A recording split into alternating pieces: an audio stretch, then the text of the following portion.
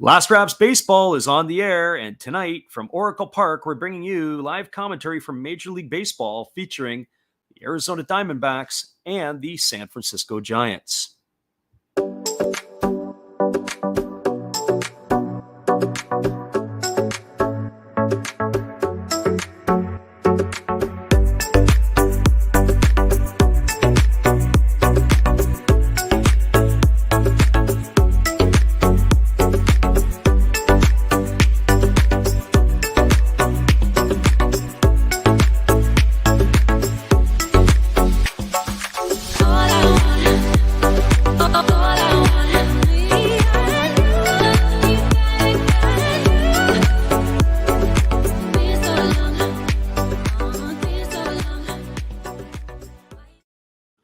Good morning, good afternoon, and good evening, everyone, wherever you're at in the world. Welcome to Last Raps Baseball's live commentary of Major League Baseball. Tonight, we're featuring the Arizona Diamondbacks and San Francisco Giants. We're going to call this entire three-game set on Monday, Tuesday, and Wednesday, so hopefully everybody can be here with us for the duration, whether you listen live or on the delay. The commentary and views are our opinions and are not affiliated with Major League Baseball, the MLB PA, the American League, National League, or their sponsors. We give live English reports of the game being played and hope that English-speaking fans around the globe can enjoy the games on YouTube and Twitch along with us. And we do have some folks in the house tonight. We got Sean, Steve Rademacher, and Mick already in and getting themselves seated, ready to join us for the call of the ball game. And we're first going to give you the starting lineups. First of all, from the visitors from Arizona, leading off and in right field tonight, wearing number 12 is Dalton Varsho. Batting second and playing third base is number 15, Emmanuel Rivera. Hitting third and at second base, wearing number 10, is Josh Rojas. Batting fourth and playing first base, in the cleanup spot, is number 53, Christian Walker. Batting fifth in left field, wearing number 30, is Jake McCarthy. Hitting sixth and doing the catching is number 18, Carson Kelly. Hitting seventh in center field is number 5, Alec Thomas. Batting eighth and doing the designated hitting is number 28, Seth Beer.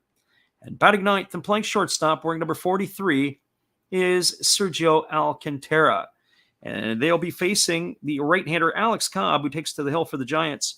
He's got a 3-6 record. He's worked 93 in the third innings. He's allowed 92 hits, 53 runs, 43 of which have been earned, walking 28 and striking out 100. He's got an ERA of 4.15. So that is the starting lineups for the visitors from the Diamondbacks. And now we've got the lineup here for the San Francisco Giants. Leading off in center field, wearing number 13, is Austin Slater. Batting second and playing second base is number 41, Wilmer Flores. Hitting third at first base is number 9, Brandon Belt. In the cleanup spot, and wearing number 7, doing the designated hitting, is J.D. Davis. Batting fifth and playing third base is number 10, Evan Longoria. Hitting sixth in right field is number 5, Mike Yastrzemski. Batting seventh and playing shortstop is number 39, Thairo Estrada. Batting eighth and doing the catching is number 21, Joey Bart. And batting ninth in left field, wearing number 51, is Luis Gonzalez. And they're going to be facing the one-time ace of the San Francisco staff. It'll be Madison Bumgarner, returning to his old stomping grounds, as he's got a 6-11 record on the year with the D-backs. He's worked 122 innings. He's allowed 136 hits. He's walked 39 and struck out 88, and he's got an ERA of 4.13. Well, we expect a pretty cool thing here as we have both of these two teams, and we expect a large audience tonight in our crowd. As we said, we want to welcome Sean, Quaffs, Steve Rademacher, Sean, and everybody else. Our friend Mick as well. We'll be back in just a couple moments with all the action, and we'll chat with our chat as we do it as well. Hang tight, everybody. We'll be right back after this from our friend Steve Rademacher. Hello, guys. Thank you for joining Freddie here on his baseball game. And I'm Steve Rademacher, and my channel is really all about everybody, including all my international friends. We have such stuff as non-sport packs from Canada, the OP Cheese. We have the Greek Freak. We have money from around the world. We have lira. We have yen. We have francs. We have pounds. We have Deutschmarks. We have all kinds of cool stuff like that. We even have some cooler things like Japanese women wrestlers, and OPC baseball cards where I cannot read the back. We even have unopened material like the royal family, I know it's backwards, from London, England. Thank you for watching. Back to Freddie. Appreciate you, Steve, and the support you give to our channel. We'll be back in 45 seconds as this one is about ready to get underway. Hang tight. We'll be with you in a moment.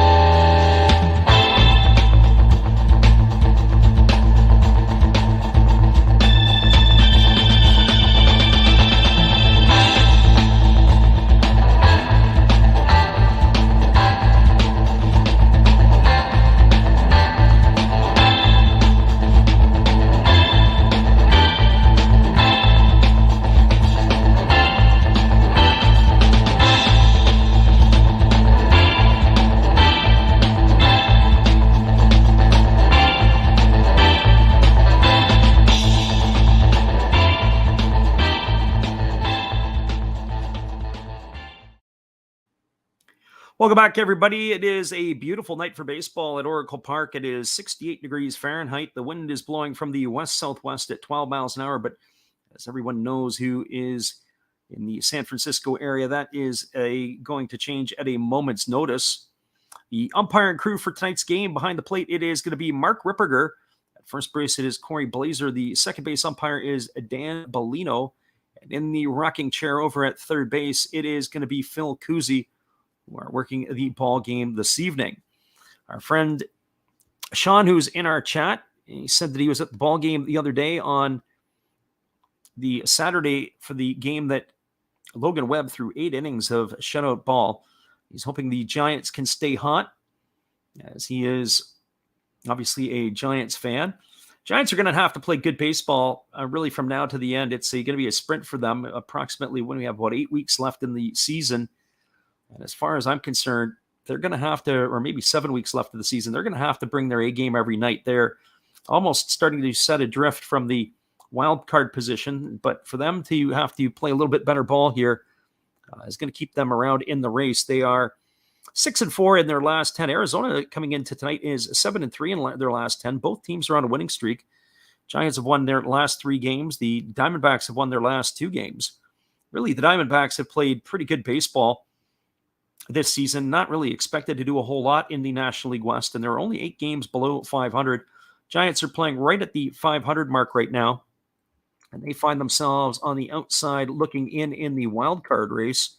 And the wild card race right now, as it stands, the Giants are 6.5 back of a tie between San Diego and Philadelphia. The Phillies have really played good ball lately.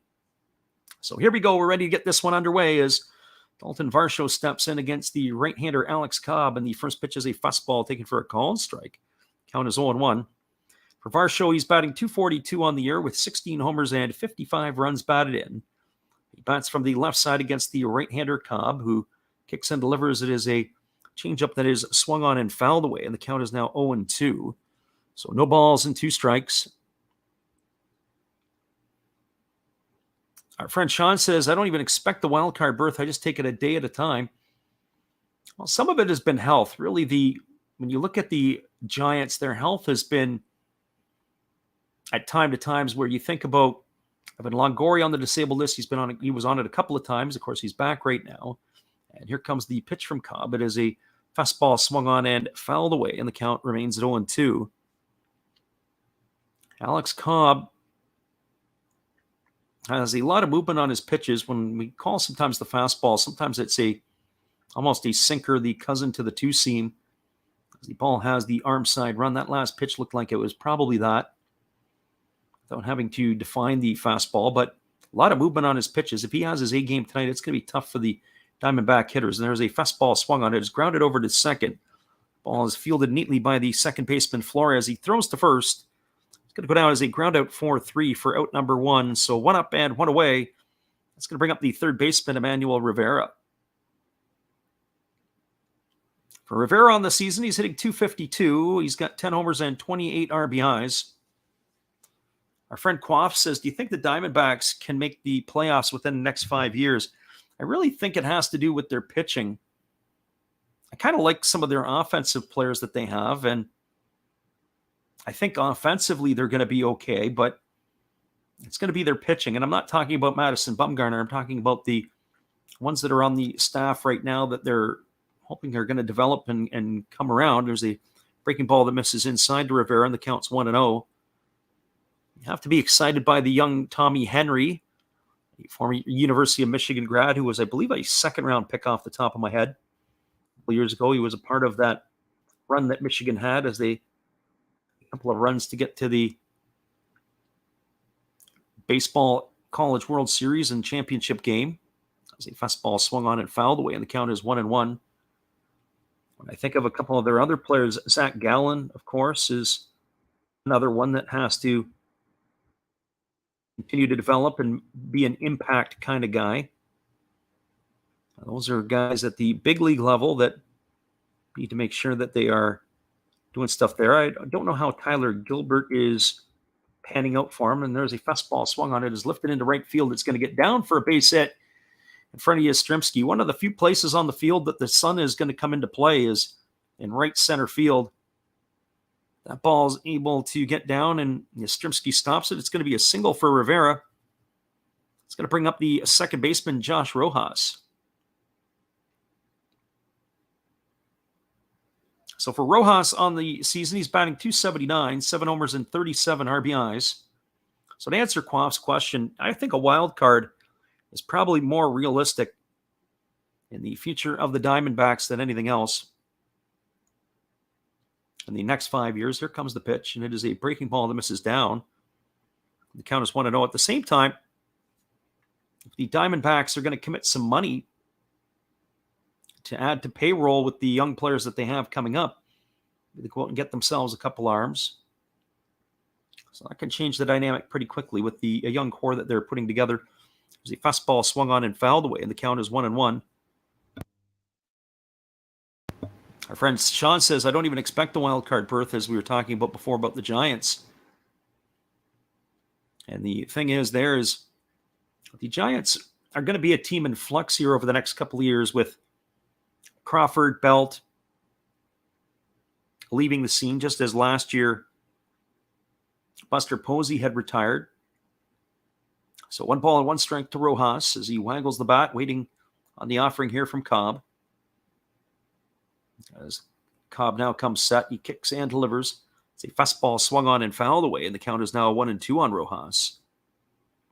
As far as other things are concerned, when you think about the wild card berth for not just the Diamondbacks in the future, but the Giants right now, Giants are staring 6.5 back. They've got the Brewers in between them and the other two wild card spots of San Diego and Philadelphia. And if you would have asked me a month ago, I would have never probably thought that Philadelphia would be in this mix. I thought they would have been on the outside looking in. And here's the pitch. It is a breaking ball that misses outside. The count goes to 2-2. So 2 balls and 2 strikes. Our friend Mick was in here earlier. Not going to be doing any NPB games until the weekend. But I had some people asking me my thoughts of who I thought might be worth having a look at tonight. There's a fastball that misses outside, and the count is now 3-2. And the only one that I went through that whole list. The one that I like the most is probably the Carp getting the win against Chinichi. They've got not their current ace, but the ace that they would call coming up, and that is Morishita on the mound. That would be the one that I'd be leaning toward. So 3 balls and 2 strikes to Rojas. The runner at first is Rivera, and they throw over to first, and they got him picked off. He's in a rundown. His Belt has chased him to second, and now it is going to be Estrada tagging him out. And that is how it's going to be the put out. They're going to have a pickoff here. It's going to be retired at 1-3-6. Well executed rundown by the San Francisco Giants. So back to Quaff's question. You think the Diamondbacks can make the playoffs the next 5 years? Well, not if you don't do the little things right. And this could be something that may come back to haunt you. And the box scores at the end of the day, that is a pickoff. So that's helped Alex Cobb. Here's the 3-2 pitch to Rojas.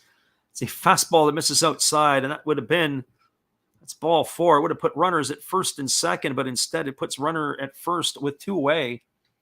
That's going to bring up the first baseman, Christian Walker. So you get bailed out, and then you'll now walk. If you would have served it up over the plate, there would have been something else for him to at least had a look at. Well, Christian Walker having a pretty good season at the plate. 27 homers, 67 runs batted in. Only hitting .218. Curious what they're going to do with Walker long term. There was word on the street before the deadline that he would have been available for a trade. There's a breaking ball that misses inside, and the count is 1-0. Curious to see how Walker ends up panning out. Walker really, in a lot of ways, was I don't want to call him a retread, but in some ways he was. He was originally a 4th-round pick of the Baltimore Orioles. Since coming to Arizona, he's kind of come into his own. There's a fastball swung on and fouled away, and the count is 1-1. He had 29 homers back in the 2019 season. In the 2020 shortened season, he had hit 7. And then last year he hit 10, and he's now back on track with that 27 homers this year. He's probably good. He'd have to really get going at a shot at 40, but I would say 35 homers is not out of the question for Christian Walker. He currently sits 5th in the National League in the home run race. Here comes the 1-1 pitch. And there is a fastball that misses down, and the count is now 2-1. So 2 balls and 1 strike. Walker, I haven't seen enough of him, but stat-wise, he kind of reminds me a little bit of, I would say, a guy like Mark Reynolds, although the former Diamondback doesn't strike out maybe at the pace that Reynolds did. There's a fastball swung on, and it's fouled away. Count now goes to 2-2. You think sometimes of players, and you look at their numbers and those kind of things, and you start thinking, well, maybe that's the case. A young man down the left field line with his girlfriend in tow made a nice catch on that foul ball. That was no fly ball either. That ball was zinging. So he's got himself a souvenir. So 2 balls and 2 strikes to Walker. Cobb gets the sign from Joey Barton. He works set.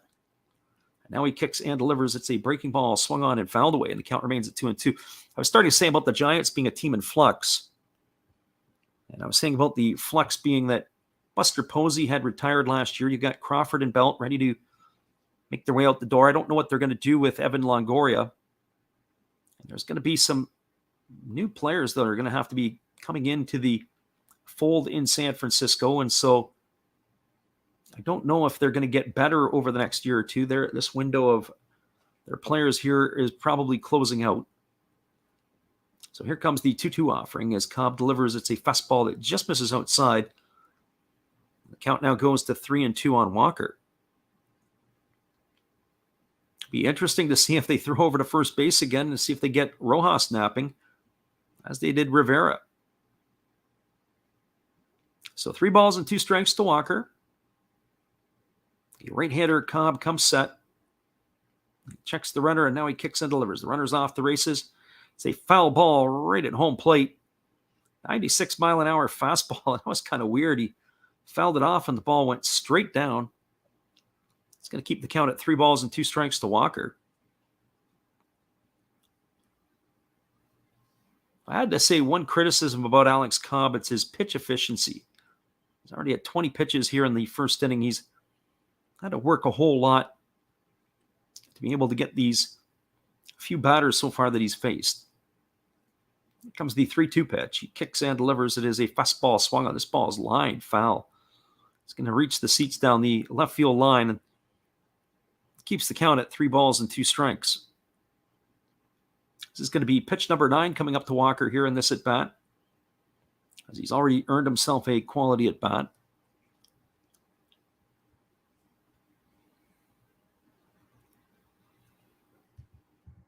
Three balls and 2 strikes. As Cobb leans in and he gets his sign from Joey Barton. Now he kicks and fires. It is a fastball swung on, and it's grounded foul down the third base line, but it breaks the bat of Christian Walker, so he's going to have to go get himself a new piece of lumber. This is going to bring up the 10th pitch of the at-bat. Haven't seen a whole lot of Walker, but I see Walker, certain things that really pop for me. It looks like he's got some really strong lower half. He's got, I don't know if it's because of the knickers style ball pants that he wears, but it looks like he's got some big calves. He's got some big forearms to go with it.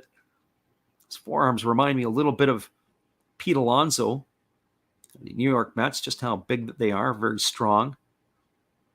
He's got that strong-looking lower half. And again, Cobb steps off the backside of the rubber.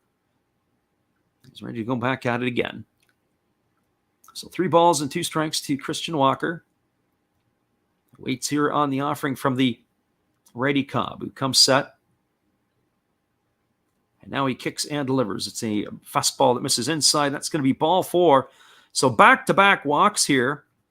Put runners at first and second with 2 away, and that's going to bring up the left fielder, Jake McCarthy. As Madison Bumgarner gets up and has to do a little bit of calisthenics. He's been sitting over there for a little bit on the bench. So runner at second is Josh Rojas. The runner at first is Walker. McCarthy on the year batting .261 with 3 homers and 17 RBIs. He bats from the left side against the right-handed throwing Cobb. He digs himself in.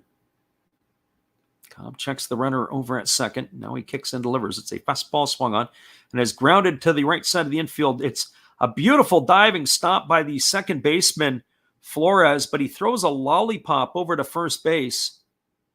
It's going to be a base hit on the scoring decision. Pretty quick decision there by the official scorer. He had to dive to his right side, get up and then throw across his body. I think if he probably throws anything remotely decent, he may have had a chance to be able to get McCarthy, but that's going to load the bases. As Rojas is at third, Walker moves to second, and McCarthy is now the runner at first. That's going to bring up the catcher, Carson Kelly. So Varsho grounds out to start the inning. Rivera singles and then gets picked off. So now you've got 2 quick outs. By that walk, a walk, and a single have loaded the bases. The Diamondbacks are looking to do some damage here in the bottom half of the first inning, or top half of the first inning, I should say. So Kelly digs himself in. Batting .226 on the year with 6 homers and 20 runs batted in. Batting from the right side against the right-handed throwing Cobb, and the first pitch is a 97-mile-an-hour fastball that catches the outside corner for a called strike. The count is 0-1. So no balls and 1 strike. Cobb again leaning in and getting the sign from his catcher, Barty. Rocks into the windup and he delivers. There's a fastball that misses upstairs, and the count is now 1-1. So 1 ball and 1 strike.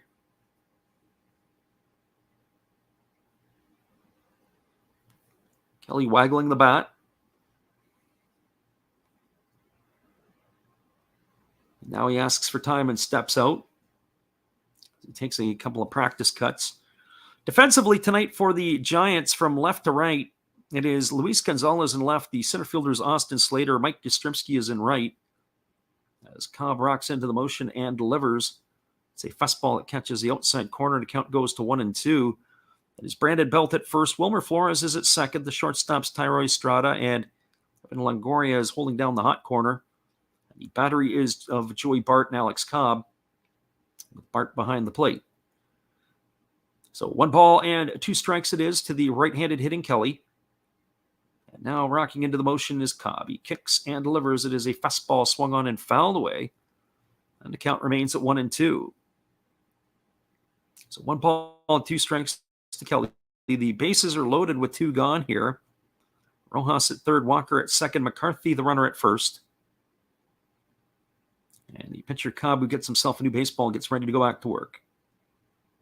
They do have it, the second baseman shading well towards second base.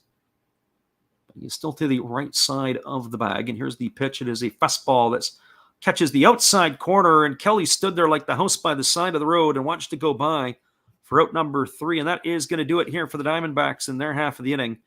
Well, they threatened, but they don't score. There were no runs. There were 2 hits. There were no errors, and 3 runners left the board. We're through a half an inning in San Francisco. It is the D-backs, nothing. San Francisco Giants coming to bat.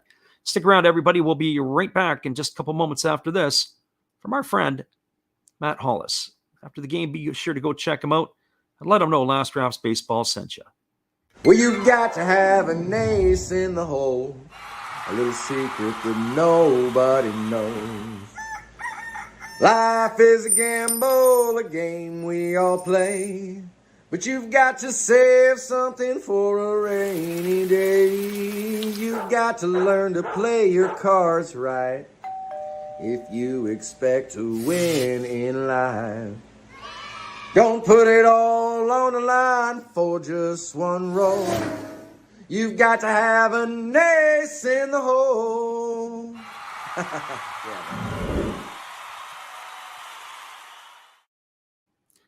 Appreciate you, Matt Hollis. Be sure after the game to go check him out. We'll be back in 45 seconds with the call at the bottom of the first inning.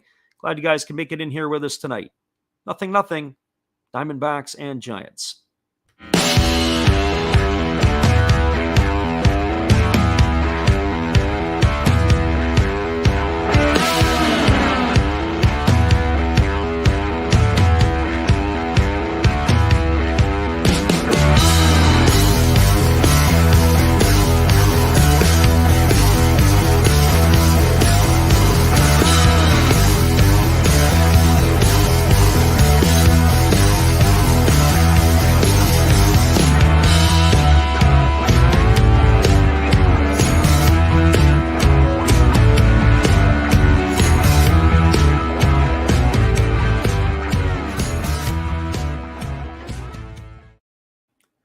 Welcome back, everybody. We're moving to the bottom of the first inning. It is going to be the top of the order to face the left-hander Madison Bumgarner, the former ace of the San Francisco Giants staff.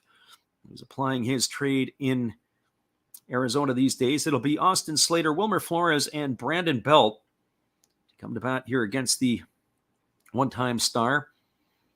Slater batting .262 on the season with 5 homers and 25 runs batted in. Get his first taste of Bumgarner here as he rocks into the motion. And he kicks and delivers. It's a fastball swung on. It is grounded softly to short. It is fielded by Alcantara. He throws to first. And with 1 pitch, we have 1 away here in the bottom of the first inning. And that is going to bring up Wilmer Flores. For Flores, he's batting .258 on the season. He's got 16 homers and 58 runs batted in. Flores gets the nod at second base tonight. That ball that was hit off of the bat of Jake McCarthy. Made a great play diving to his right to have to get it. He threw an absolute lollipop over to the bag at first base and was not able to retire the batter runner. There was a first pitch fastball taken for a called strike, and the count is 0-1. I thought it was a very fortunate call by the home scorer to rule that one a base hit. Could have probably easily called it an error as it was taking the first baseman off of the bag. Here comes the 0-1 pitch, and it's a fastball swung on. This ball is lifted into left field. Coming over underneath it is the left fielder McCarthy, and he makes the catch. That's going to retire Flores for the second out of the inning, so 2 up and 2 away. That's going to bring up the first baseman, Brandon Belt. We've got Mick in here. He says, as good as Arizona's been, it's a lopsider considering how Arizona's been playing, especially with Colorado. A lot of those they should have won. You know, really the Diamondbacks, as we said, they're only, what did I say? They were 8 games below 500 entering the fray tonight. And to be there at this time of the season, that's been pretty good. There's a fastball that misses outside for ball 1, and the count's 1-0 to Belt. Belt batting .227 with 8 homers and 23 RBIs. I think the Diamondbacks, in a lot of ways, have exceeded some expectations this year. There's a fastball swung on it, is lifted in the seats down the left field line. Count now goes to 1-1. It is Monday night. It is San Francisco, and when your team is sitting right at 500, you can understand why there are a lot of people not at the ball game tonight. A lot of empty seats for this one. So Bumgarner rocking into the motion. He kicks and delivers. Squaring to bunt is Belt, and he fouls that one away. Looked like he tried to pull back as that pitch came up and in. Brandon Belt, I'm not sure where he's at specifically right now, but last time I looked, he had 9 base hits this year and bunt base hits. And the San Francisco Giants, a couple of weeks ago, were leading all of Major League Baseball with bunts for base hits. They do like to play a little bit of small ball. So here's the 1-2 pitch from Bumgarner. He kicks and delivers. It's a fastball swung on and missed. It is dropped by the catcher Kelly, but he tags Belt. That is going to do it here in the bottom of the first inning as the Giants go quietly. There were no runs, no hits, no errors, and nobody left the board. We are now through 1 complete. It is the Diamondbacks nothing, the Giants nothing. Stick around, everybody. We'll be back with the call at the top of the second inning after this when we return once again from our friend Steve Rademacher. Hello, kids. Steve coming at you. It's Steve Rademacher. And if you like interesting stuff, if you like to laugh a little bit, and if you enjoy collecting, this channel's for you. If you like non-sport cards, we have them. You like pseudo-sport cards, we open them. Even if you like entire boxes of completely pointless stuff or other sports, we have everything here. I drop a different video every day, and there's always a theme to it, from No Filter Friday to Saturday morning cartoons, even Sunday shoutouts. Once in a while, we'll get a little froggy and show Money Money Monday, where I showcase a bunch of my currency. We have Legos, we have Star Wars, we have a good time. We even have my brother on Takeover Tuesday. Be there or be square. Back to Freddy. Appreciate you, Steve, and your support of the channel. And in turn, we support Steve Rademacher. Hang tight, everybody. In 45 seconds, we'll be back with the top of the second.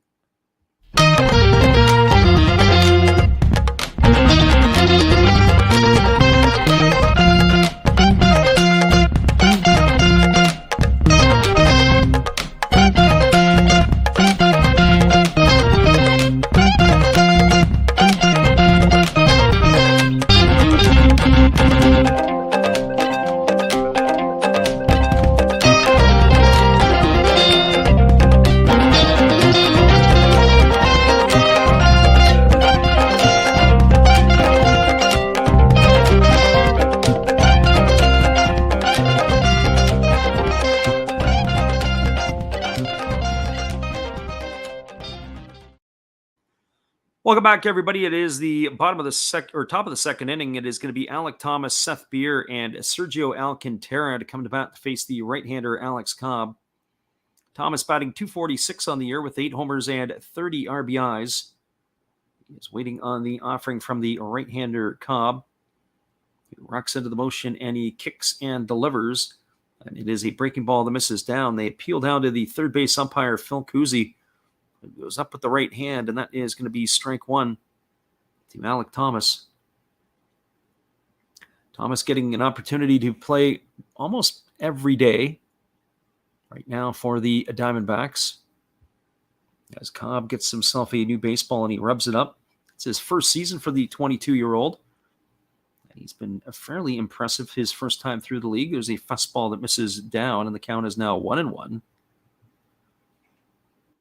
Thomas was originally a second-round pick out of Mount Carmel High School in Chicago, Illinois, in the 2018 draft, and he's wasted no time in getting to the big leagues.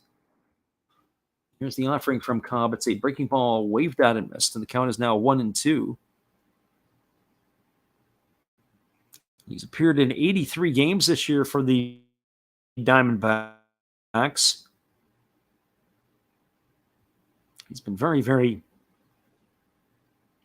I like to say, solid in all aspects of his game. And there's a breaking ball that is waved at and missed. And Thomas has gone on strikes for the first out of the innings. So 1 up and 1 away. That is going to bring up Seth Beer. Speaking of young players, Beer made his debut in 2021. He appeared in 5 games. He's back for another tour duty this year. He's on the season. Beer is batting .190 with a homer and 9 RBIs. He's got 105 at-bats. This is the 37th ball game of the season for the left-handed hitting designated hitter. And here's the pitch from Cobb. It's a fastball taken at the knees for a called strike, and the count is 0-1. Beer was originally drafted in the first round by the Houston Astros. Clemson University. Here's the pitch from Cobb. It's a fastball that misses down. Count now is 1 ball and 1 strike. He was traded by the Astros along with J.B. Bukowskis, Corbin Martin, and Josh Rojas to the Diamondbacks for Zach Greinke and cash. So that trade is starting to look fairly good here for the Diamondbacks, as there's a fastball swung on and tapped foul, and the count now is 1-2 to Beer. You think Rojas is in the lineup tonight? Beer's in the lineup tonight. Corbin Martin, I believe, I don't know if he's on the injured list right now or not. I believe he is still on the 40-man. And then, of course, Bukowskis, another one. Bukowskis had some arm issues. Not sure where he is at in his Diamondbacks state right now, as a fastball misses upstairs, and the count is now 2-2. So 2 balls and 2 strikes. Rocking into the windup, and here's the delivery from Cobb. It's a fastball swung on. This ball is lifted into deep right field. Racing back on it is Yastrzemski. He leaps and makes the catch on the warning track as he braces himself up against the wall. Beautiful play by the right fielder, and that's going to retire Beer for the second out of the inning. A nice swing there by Beer. Really sent the right fielder back. Yastrzemski leapt up into the air to have to haul that one in. That was a beautiful catch by the San Francisco right fielder, and that's going to bring up the bottom hitter in the batting order in Sergio Alcantara. For Alcantara, he's hitting .217. He's got 3 homers and 16 runs batted in. And rocking into the motion is the right-hander Cobb, and it's a 2-seam fastball that gets over for a called strike, and the count is quickly 0-1. So no balls and 1 strike. And here's the pitch. It is a breaking ball swung on. It is grounded up the middle. It is fielded by Estrada. He throws to first. That's going to retire Alcantara on a ground out 6-3. So the Diamondbacks go quietly in their third inning. There was no runs, no hits, no errors. Nobody left the board. We're now through 1.5 at Oracle Park. It is the Giants nothing and the Diamondbacks nothing. Stick around, everybody. We'll be right back in just a couple moments after this. The call at the bottom of the second inning. We appreciate y'all once again for being here. Here is our friend Steve again. Hello, friends. Steve coming back at you, a clean-shaven Steve. Thank you for watching Last Reps Baseball. And please continue to support my channel, among others, like Another Hollis Build. Awesome commercial. And now I'll show you a few more things that we do have. We have toys, like this bobblehead Star Wars on wheels. We have Noids. We can't keep avoiding them forever. We do have Legos. Love my Legos. We have Origami Folder. Check him out. He's new into this, getting started, has good following already. We have Red Beard Breaks. And we also have these things that, in a pinch, will tell you what your temperature is. So, if you like all of this, and if you like Last Reps Baseball, join all of us. We'd love to have you. And I know you would enjoy us. Thank you, peace, good night, and cheers. Appreciate you, Steve, and your support of the channel, and we support Steve Rademacher. Our friend DB is in the chat, and we'll come back in just a couple of moments to chat it up with him as well as everybody else. Hang tight, everybody. We'll be right back after this.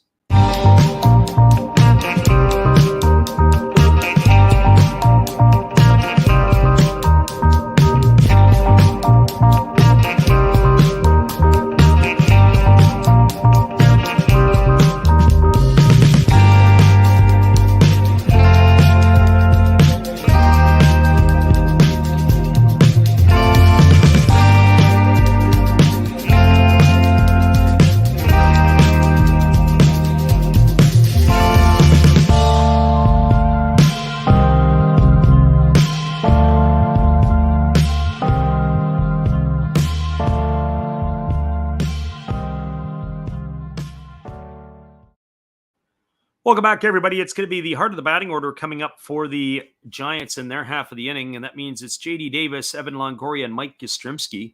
We're a little late getting out of the break there, and the first two pitches to J.D. Davis were one for a ball and one for a strike, and now he has swung through a fastball, and the count goes to 1-2. Our friend DW asked the question. He says, what do you think of the Yankees this season? And I think in some ways the Yankees have been banged up a little bit in the last I'd say the last month or so. They've fallen off the rails. The Dodgers are the number one team in all of baseball. There's a breaking ball that misses down, and the count is now 2-2. So 2 balls and 2 strikes. So if you ask my thoughts about that, I think that the Yankees are also in a little bit of trouble as well. I like their offense, especially the upgrades that they made. As here comes the pitch from Bumgarner. It's a breaking ball that misses down, and the count goes to 3-2 on Davis. I like the addition of Bader and Benintendi, but I don't know if where their pitching is going to fit in the playoffs after Tyon and Garrett Cole at the front end. And there's a changeup swung on and missed. And Davis has gone on strikes for the first out of the inning, so 1 up and 1 away. That's going to bring up the third baseman, Evan Longoria. Our friend Travis is in the house here tonight. We appreciate you for being here, Travis. We thank you for listening in. We'll be back with these same 2 teams again tomorrow and on Wednesday. So if you're new to the channel and like listening in to the ball games, we'll be back again. Evan Longoria steps in, and facing the first pitch from the lefty Bumgarner, he takes a breaking ball for a called strike. The count is 0-1. Longoria hitting .244 on the year with 9 homers and 20 runs batted in. As Bumgarner rocks into delivery, and a fastball swung on it is lined to third. A nice leaping catch by the third baseman Rivera, who hauls that one in, and that is going to retire Longoria for the second out of the inning. So 2 up and 2 away, and that's going to bring up the right fielder Mike Yastrzemski. We also appreciate Travis for the sub. It appears he's new to the channel, so we thank you for being here with us. We have our games listed for pretty much the next couple of weeks on the channel. Of course, our stuff we like to do is the NPB stuff late at night. We won't be doing anything until the weekend for the Nippon Professional Baseball League. So here comes the first offering to Mike Yastrzemski, as there is a fastball that just misses upstairs for ball 1, and the count is 1-0. Yastrzemski batting .220 on the year with 12 homers and 44 runs batted in. He really made a fantastic catch there in the first inning, or I should say in the second inning, on that ball that was hit by Seth Beer. And here's the pitch. It is a fastball swung on. This is popped up on the right side of the infield. It's drifting in slowly into the outfield. Coming in on it is Dalton Varsho. He's going to make the catch. And that is going to do it here, as we've got the side retired in order again. 1, 2, 3. Our friend DW has the knack of asking the questions just before we go to the break. There were no runs, no hits, no errors, and nobody left the board. We'll be back here in just a couple minutes. The top of the third inning. We appreciate you guys for being here. And I'll answer those questions when we return. Hang tight, guys. We'll be right back. Here's our friend Steve Rademacher once again. Hello, and we'll be right back to Last Reps Baseball after this brief message from me, Steve Rademacher. Thank you all for watching my channel and supporting me. Thank you all for supporting Freddie and Last Reps Baseball. He does an awesome job commentating. And to show you some more stuff that you could see on my channel, we have shiny Pokemon cards. We have Hall of Fame quarterbacks like Brett Favre. We have Bo Jackson playing baseball. That's right. That's his rookie card. Very nice. We even have gold. We have gold. We have wrestlers. That's Rowdy Piper. And yes, we even have Jason Stokes and many ways to destroy him. So now, thank you again. Back to your regular program with your host, Last Reps Baseball.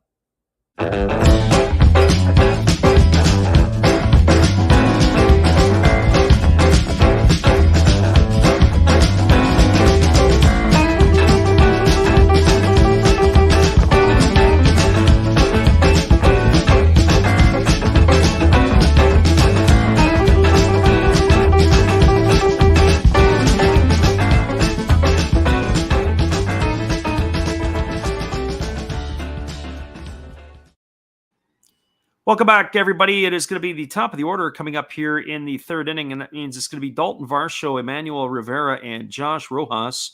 Those are the 1, 2, 3 hitters in the batting order to face the right-hander Alex Cobb. Our friend DW asks the question. He goes, do you think the Padres are officially finished?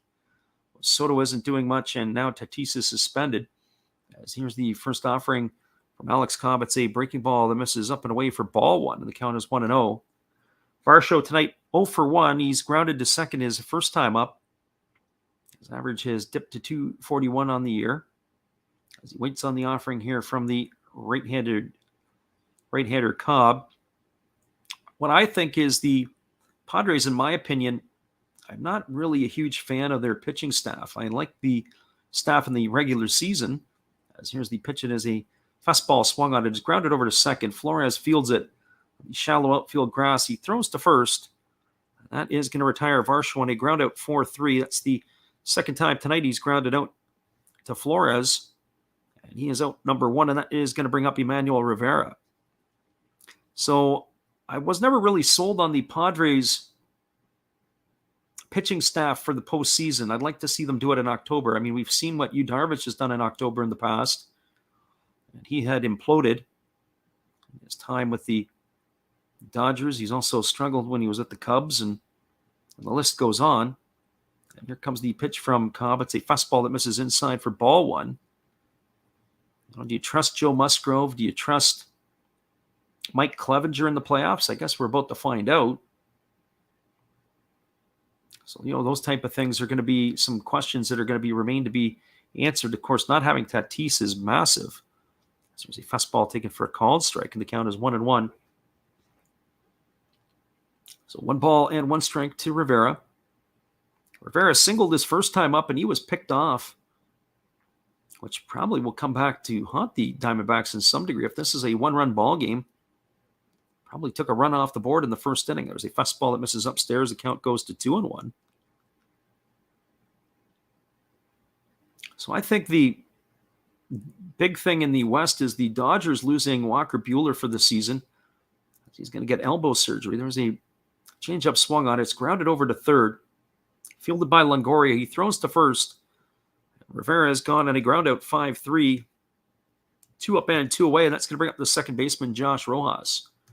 They announced today that Walker Buehler's season is over as he's going to undergo elbow surgery. I don't think he already had Tommy John, I believe, when he was in college, as he had come out of Vanderbilt U. But as far as I know, I think Walker Buehler was bone chips or something along those lines. I didn't catch the whole announcement today. There's a first pitch breaking ball that misses outside for ball one. The count is 1-0 to Rojas. Rojas walked his first time up, and he was stranded at third base to end the first inning. And here Cobb rocks into the delivery.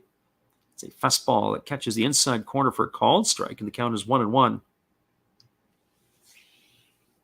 So I think of the pitching staff for the Dodgers. I think the Dodgers, we're going to find out what they're made of. Outside of Clayton Kershaw, is Gonsolin going to step up this year? Is Urias going to step up? There's a fastball taken for a called strike. So even that pitching staff might be in doubt. You have to say the Mets are going to be a team to be reckoned with out of the East. Don't forget those Atlanta Braves. Those Braves are got a heck of a staff down there in Atlanta, and that to me is the difference. There's a breaking ball that misses down. The count is 2-2. So 2 balls and 2 strikes.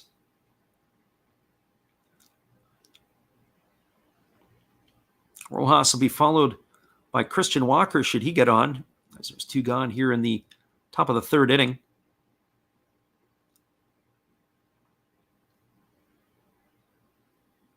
Right-hander Cobb gets his sign, and he rocks into the windup. He kicks and delivers. It's a fastball swung on, and this ball is hit past the glove of the shortstop Estrada into left field. It's going to be a base hit for Rojas.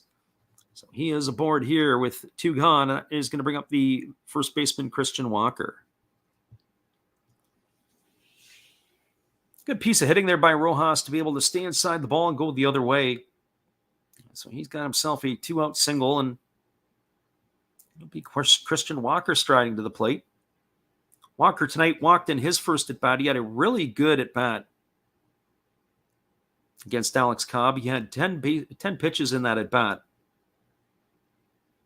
Think of it on the night, 51 pitches thrown by Cobb so far, and almost 20% of the pitches went to Christian Walker. So Walker gets himself set in the batter's box. And he's waiting on the offering here from Alex Cobb, who works set. And now he kicks and delivers. It is a fastball taken for a called strike. Off to the races goes Rojas. He slides in head first down into second. And the throw is not in time. And Rojas has just picked himself up the 16th stolen base of the year. So that is going to put him into scoring position. I didn't get to see if that was a strike or a ball to Walker. I'll have to see what they post up there. It looks like it was a called strike by the home plate umpire, Mark Ripperger.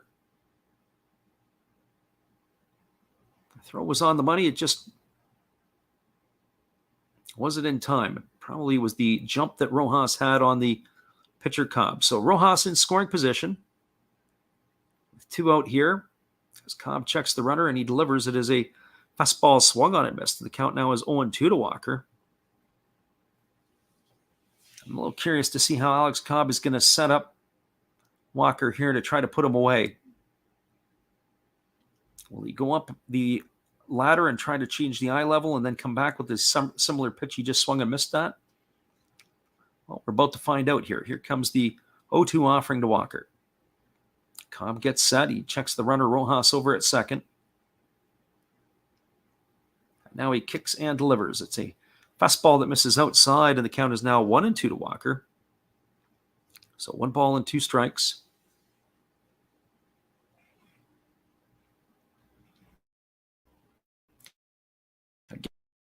Again, digging himself in is the right-handed Christian Walker, waiting on the offering here from the righty Cobb. Now comes set. Then he kicks and delivers. It is a fastball that misses down, and the count goes to 2-2. So 2 balls and 2 strikes.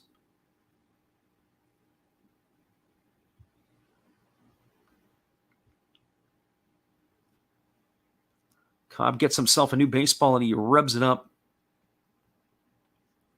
Now he leans back in and he gets the sign from his catcher, Bart. Now he works set. And he kicks, and instead he does the old spaghetti move. And that forces Rojas back over to second base. Probably wasn't one of the better moves that I've seen. And sometimes you'll see guys, they do a really good spin and be able to get that runner leading the wrong way. But Cobb really didn't get a good leg lift that time. So he checks the runner over at second, and now he kicks and delivers. It's a fastball that just misses off the outside corner. Cobb started to walk toward the third base dugout, but Mark Ripperger sure didn't go up with the right hand. And so when we get a look at that on the replay, it looked like it was outside. A nice call by the home plate umpire. Sometimes you can skewer the umpires for missing calls, but that one did look like it was off the plate. Probably need a little better sell job. And here comes the pitch. It is a fastball that misses down and away, and Walker has earned himself the second straight walk in his many plate appearances. That's going to put him to first and keep Rojas at second. It's going to bring up the left fielder, Jake McCarthy. So this is the second time in 3 innings that Alex Cobb has got himself into some difficulties with 2 out. First inning, he had 2 out and ended up walking Rojas and Walker and then allowing a hit to McCarthy before retiring Kelly. He's in that same situation right now. He's had 2 out, then he was a base hit to Rojas and a walk to Walker. So McCarthy 1 for 1 tonight, raised his average to 265. He waggles the bat. Cobb now ready to deliver. And there was a first pitch breaking ball down, and the count is 1-0. So 1 ball and no strikes to McCarthy. McCarthy was originally drafted out of high school in Scranton, Pennsylvania by the Pittsburgh Pirates. Chose to go to the University of Virginia, where the Diamondbacks made him a first-round pick in the 2018 draft. And here's the pitch. It is a fastball swung on and missed. The count is now even at 1-1. McCarthy got his baptism last year to Major League Baseball. As he appeared in 24 games. He had a couple of homers and 4 RBIs, but he only hit .220 this year. Here, this is his 58th ball game. There's a fastball that misses down, and the count now goes to 2-1. So 2 balls and 1 strike. I think Diamondbacks, as we were talking about earlier, their prospects and stuff that they have, they're a team that you're going to have to keep an eye on, as they have a farm system that is loaded to bear. And I was saying before, they're probably going to have to, at some point, think about signing some free agents. There's a fastball swung on and missed. Count is 2-2. When they think they're in a position that they're ready to win, they're going to have to go out and get a couple of guys that can put them over the hump, or maybe make a big trade to help get them over the hump. The Diamondbacks have put themselves into a very nice position. You look at their prospects that are waiting. Corbin Carroll, an outfielder, he's sitting in AAA right now. They expect he'll be in the big leagues next year. Shortstop Jordan Lawler is in high A. There's a breaking ball that misses down, and the count is now 3-2 to McCarthy. So 3 balls and 2 strikes. The runners are going to be on the move when Cobb delivers to the dish. Left-handed hitting McCarthy digs himself in. This is going to be the 63rd pitch of the ball game for Cobb. Gets the sign from his catcher Posey, and now he works set. Checks the runner at second, and he kicks and delivers. It is a fastball. Take it for a called third strike. McCarthy stood there like the house by the side of the road and watched it go by for out number 3, and that's going to do it for the Diamondbacks here in their half of the inning. Well, there were no runs. There was a hit, no errors, and 2 runners left the board. We are now through 2.5. It is the Giants nothing, the Diamondbacks nothing. Stick around, everybody. We'll be back with some more Monday Night Baseball after this when we return. Appreciate you guys for all being here. Thank you guys for stopping in, whether you listen live or on delay. It's always about you. Hang tight. We'll be right back. This is Steve Rademacher, and I'd like to introduce you to my channel if you haven't seen it before. These are all the things I enjoy: sports, autographs, relics, non-sports Hall of Famers, pseudo-sports, Star Wars. That's my channel name and my name, and I would really appreciate it if you would come check me out and maybe even subscribe if you like it. Thank you for that for now, and back to your ball game. Appreciate you there, Steve, and your support of the channel. We support Steve Rademacher. Hang tight, everybody. We'll be back in just a moment. After this, we appreciate you all for being here.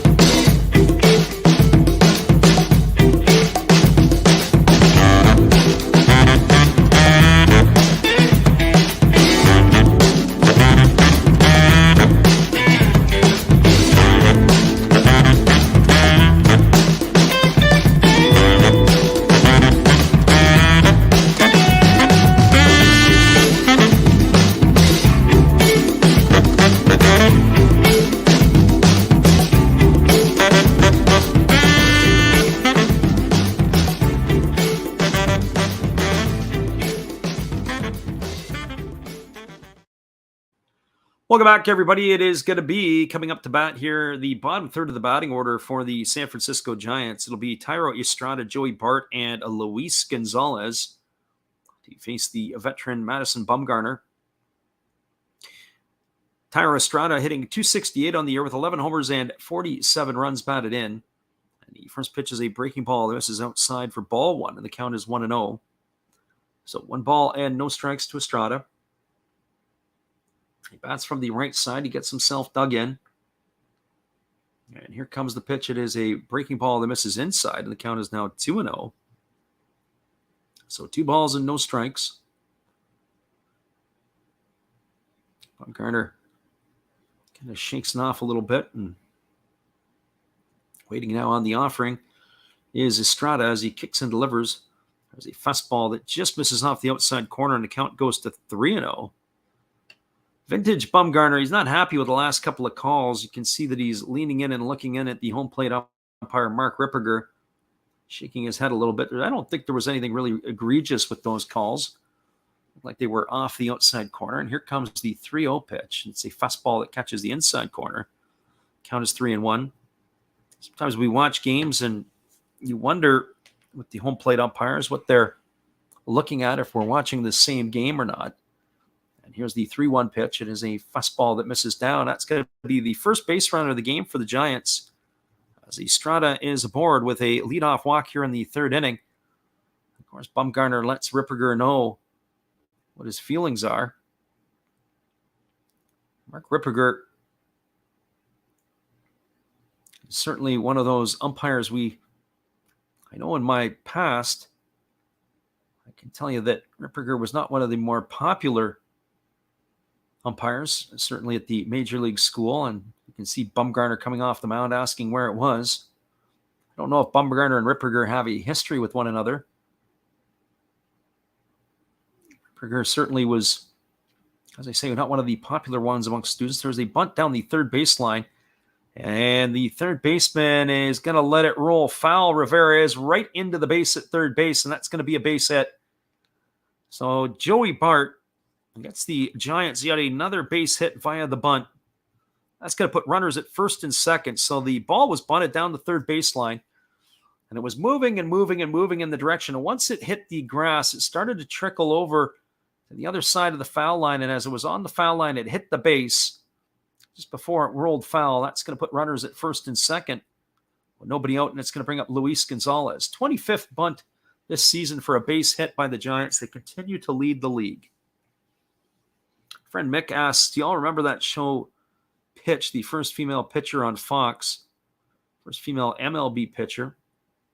And here's a breaking ball that drops in for a called strike. The count is 0-1 to Gonzalez. Gonzalez hitting .260. He's got 4 homers and 32 runs batted in. So he waggles the bat. Waiting here on the offering from the lefty Bumgarner. There's a fastball swung on and fouled away, and the count now is 0-2. So no balls and 2 strikes. So back to Mick's question. I don't actually remember that show on Fox. It was, you lost me right there at first female MLB pitcher. Unless she's up there throwing 95, then that's where you lost me at. Here comes the 0-2 pitch, and there is a breaking ball that misses down, and the count is now 1-2. So 1 ball and 2 strikes. The runner at second is Estrada. The runner at first is Bart. There's nobody out here in the bottom half of the third inning. This is the first sign of trouble that Bumgarner has experienced tonight. Here's the pitch. It's a fastball that misses down and away, and the count is now 2-2. So 2 balls and 2 strikes. Speaking of female pitchers and female baseball players, remember a few years ago there was a gal with a national team, and there's a fastball swung on and missed. And Gonzalez is gone for the first out of the inning. That's going to bring up the top of the order in Austin Slater. He said when the women in the Women's Baseball World Cup would hit 80 miles an hour or more on the gun, that would be where the crowd would get really excited. And not just the crowd, but the gals would. So that's kind of their 100-plus mile an hour fastball is the 80 mile an hour mark. Anytime a woman can go 80 or more, they would really get excited for something like that. So Austin Slater at the plate, and here's the first pitch. It is a fastball swung on and fouled away. The count is 0-1 to Slater. Slater has seen his average dip to 260 on the night. Really, after that Los Angeles series, he was up in the low 280s. And that series at home against LA early in the month, and he's kind of declined a little bit since then. There's a fastball swung on and fouled away, and he's got to get himself going again. No balls and 2 strikes to Slater. Slater has got 25 runs batted in on the year, but the run producers are coming up here in the San Francisco order, if they can get to them here. So Bumgarner leans in, he gets the sign from Kelly, and he works set. And here comes the pitch. It is a breaking ball that misses outside. The count is now 1 ball and 2 strikes. Our friend Mick says it was an interesting storyline. It was fictional, but she got the call to play for the Padres, had a secret weapon pitcher Dad had taught her. Yeah, I can't say that I saw that one before. And there's a breaking ball that swung on and missed. And that is going to retire Slater for the second out of the inning.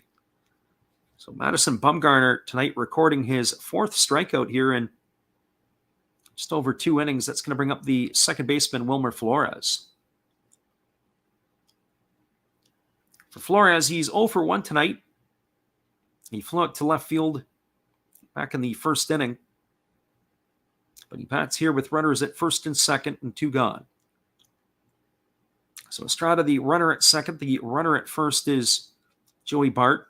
And here comes the first offering from the lefty Bumgarner. It's a fastball swung on. It is pop foul. It's going to reach the seats behind the first base dugout.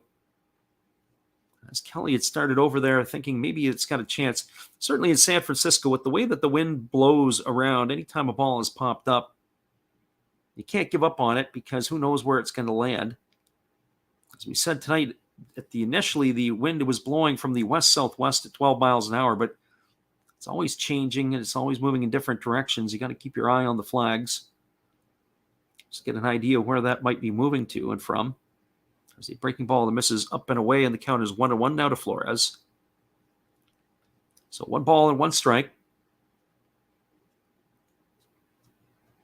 Bumgarner checks the runner over at second base. He now works set. And here comes the 1-1 pitch, but instead he does the old spaghetti move, and it's going to force the base runner Estrada back to second base. The spaghetti move for us is the inside move. And so what ends up happening is as he does the leg lift to fake back towards second, you're trying to get the runner leaning the other way. There's a fastball that misses inside, and the count is 2-1. Or if anything, you want to give him something to think about that, hey, I'm going to maybe throw down to second base. So 2 balls and 1 strike. Keeps his lead in check. Waiting on deck is the first baseman, Brandon Belt. Should Flores find a way on. And here's the pitch. It is a fastball swung on. It is popped up over on the right side. Coming in on it is the right fielder, Varsho, and he's going to call everybody off and make the catch. And that is going to do it here for San Francisco in their bottom half of the third inning. There was no runs in the inning. There was another hit. There was a hit. There was no errors and 2 runners left aboard. We are now through 3 complete. It is the Diamondbacks no score, the Giants no score. Stick around, everybody. We'll be back with the top of the 4th inning after this. This game's moving along fairly well, as we'll be back in just a moment.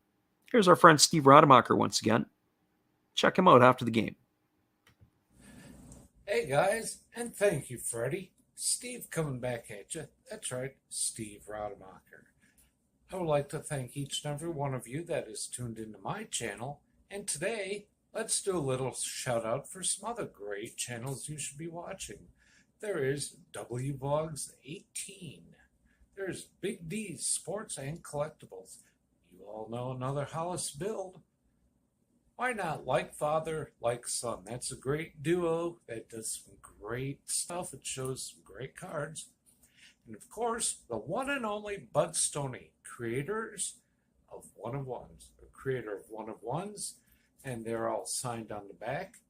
Bud Stoney, One of One, like this beautiful Robin Yount that he made for me. He made me another Robin Yount, this time mini, and a Christian Yelich mini. Great cards, and he does more than cards. We have darts of Hulk Hogan and many other things. So give them a look-see and give me another look-see. Subscribers are always welcome, and back to Freddie.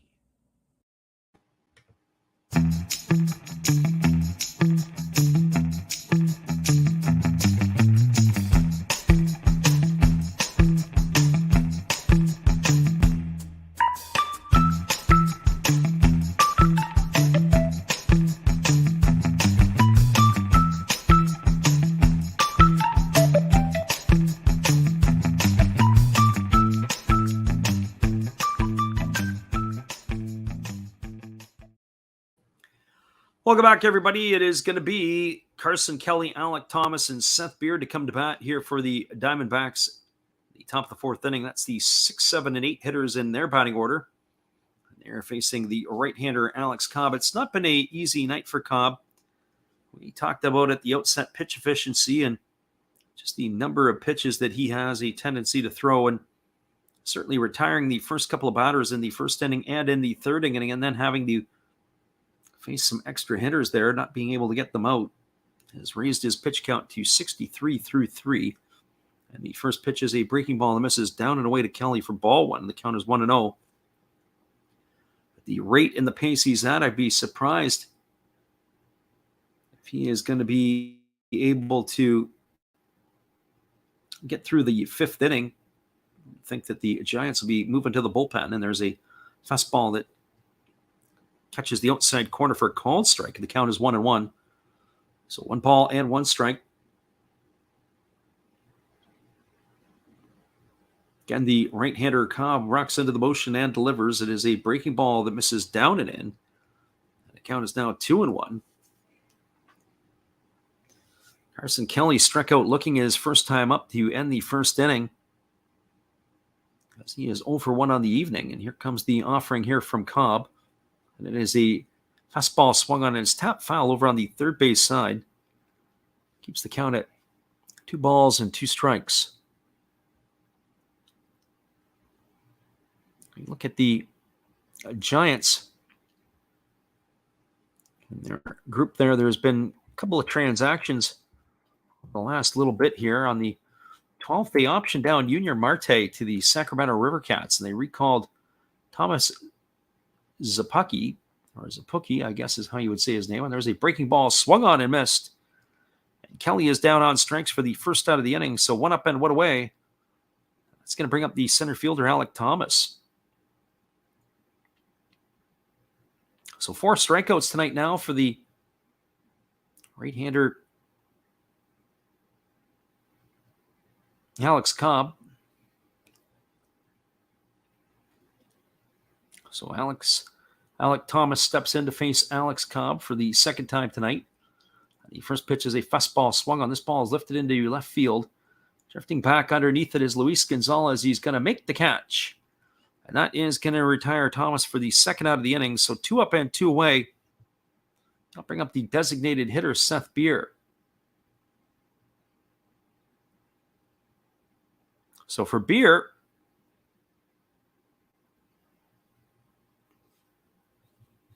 he's 0 for 1 tonight. He flew out to right field his first time up. I mentioned he has had the opportunity. There's a fastball taken for a called strike, and the count is 0-1. I mentioned in his last time, or the last time to the plate, he was a part of that big trade with the Houston Astros organization that sent Zach Greinke the other way. A fastball that swung on and tapped foul over on the first base side. The count is now 0-2. Beer, throughout the course of this season, he's been in the field defensively only 5 times at first base. He has also been 26 times. He has got the start as the designated hitter, with tonight being number 27. So here comes the no ball, 2 strike pitch from Cobb as he rocks into the motion and delivers. It's a fastball swung on and it is lifted foul down the left field line. It's going to reach the seats. Or is it? It's going to come back. No, and Gonzalez is going to make the grab. Thought for sure that one was going to blow out. The crowd gives him a nice round of applause as he's able to get it just before it goes into the netting. And that is going to do it. Just the way it was moving and the way everything was shaping up, it looked that ball for sure was going to reach the seats. But you know, it's San Francisco. You can't give up on it like I did. Beer makes the catch for out number, or is retired for out number 3. So for the Diamondbacks in their half of the inning, no runs, no hits, no errors, and nobody left the board. Now through 3.5, it is the Giants nothing and the Diamondbacks nothing. Stick around, everybody. First one to get a point, probably win this one. We'll be right back after this from our friend Matt. Good evening, ladies and gentlemen. Namaste. Hey, I hope you guys have been enjoying the game. My name is Hollis. I've got a YouTube channel called Another Hollis Build. I love baseball cards. I open up brand new product for you guys. I open up old stuff. I do breaks. I do auctions. All kinds of stuff concerning baseball. I'm Friars faithful, Padres to the end. I also love Garbage Pail Kids and my animals. I have a ton of animals. It's like a mini petting zoo here around my house. I also love my city, San Diego, baby. I'll take you all around the city and show you what's up. If you guys dig stuff like that, cruise on over and check it out. It's another Hollis build. If you dig it, subscribe. I'd really appreciate to have more follow me along on the journey. Hey, either way, you guys have a wonderful day or a beautiful, beautiful evening. No matter which one it is, make sure that you make it great, my friends. Big up Last Raps Baseball. Yeah, Freddie, let's go. One love and peace. Yeah, man.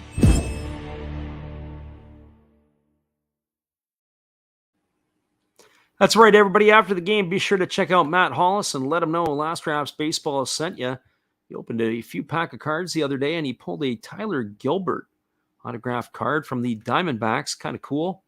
Get a chance to get over there, check it out, let him know Last Raps Baseball sent you. We'll be right back in just a moment, everybody, with the call. Actually, we're going to stick around right now, and we got Mad Bum ready to come back to the hill. We got Mad Gum completing his warm-ups quicker than we thought. There was a first pitch fastball that misses up and into Brandon Belt for ball one. Count is 1-0. Belt tonight 0 for 1. He struck out his first time up. Waiting here on the offering from the left-hander Bumgarner, who rocks into the motion and he kicks and delivers. It's a fastball swung on. It's lifted foul down the left field line. We're going to have to wait on this one. McCarthy's coming hard. But this one is going to get into the netting. That's going to be a foul ball, as that is going to run the count even to 1-1. That was hit pretty much in the similar direction in the similar area. The bald dude down there on the left field line had to make sure that he got himself out of the way, and security was working it there. They've got two bald dudes out there tonight. It's the first action that they've almost been a part of. So 1 ball and 1 strike, and here's the pitch from Bumgarner. It's a fastball swung on and missed. The count is now 1-2. So 1 ball and 2 strikes to Belt. The Bumgarner gets himself set back up, ready to go again. Here comes pitch number 40 of the ball game for the lefty as he delivers. It's a fastball swung on and missed. Belt is retired for the first out of the inning, so 1 up and 1 away. That is going to bring up the designated hitter, J.D. Davis. 5 strikeouts now in the books, recorded by Bumgarner tonight. He has been doing pretty good there. Our friend Mick says, I like the new game show 22. I've seen a little bit of it. There are people that obviously on YouTube and on Twitch run their channels. There's a breaking ball that catches the outside corner, and the count is quickly 0-1 to Davis. They run their channels based on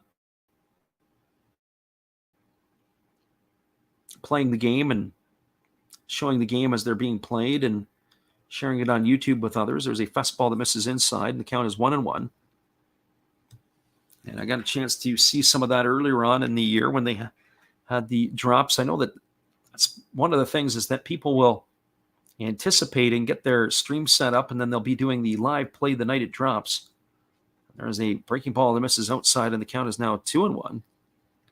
So 2 balls and 1 strike to J.D. Davis. It's kind of a cool thing to see that, especially on the first night. People who are into the gaming go in and watch it and want to see what it's all about. Here comes the 2-1 pitch. And there's a fastball swung, and this ball is belted into deep left field. This ball is going to get down, and it's going to be off the wall. McCarthy fields it in the gap, and he fires it back in. Cruising into second base with a 1-out stand-up double is J.D. Davis. That is going to bring up the third baseman, Evan Longoria. I have to admit that the baseball game in particular has evolved so much, it's almost beyond my scope. I know that young kids will play it, and the young adults will play it as well. Even the older adults, there's people that are approaching into my age range that also sit back and play some of that stuff, but I just don't have enough time to be able to do it. Even the Madden game, which is a fantastic product, there's a breaking ball swung on. This ball is lifted into deep left field, moving back onto the warning track, and this one looking up, and it is gone into left center field. Evan Longoria has taken Madison Bumgarner deep, and that is going to put the Giants on the board for a 2-0 lead here in the 4th inning. The double by Davis and the home run by Longoria, a 2-run shot, have now put the Giants ahead 2-0 here in the bottom half of the 4th inning. And that is going to bring up the right fielder Mike Yastrzemski. So this game here was in some ways kind of put me to sleep a little bit, because they were just basically, it was like watching an elevator go up and down. Go up and it would go down, it would go up and it would go down, and you just sort of fixed on it, nothing really happening, and all of a sudden, a double, a home run, and it's a 2-0 lead here for the Giants. The first pitch fastball to Mike Yastrzemski is taken at the knees for a called strike, and the count is 0-1. Yastrzemski tonight, 0 for 1. He flew out to right field his first time up. As the lefty Bumgarner delivers, it's a fastball that just misses a little low. Bumgarner, again, not very happy with home plate umpire Mark Ripperger. That one actually looked pretty good.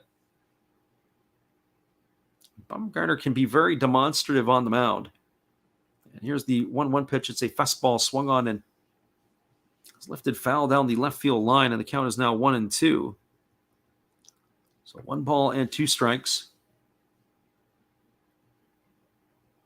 It's fun to watch Bumgarner pitch, and think about the World Series of yesteryear where he carried the mail for the Giants to a World Series championship. There's a breaking ball missing down and away, and the count is 2-2. So 2 balls and 2 strikes to Yastrzemski.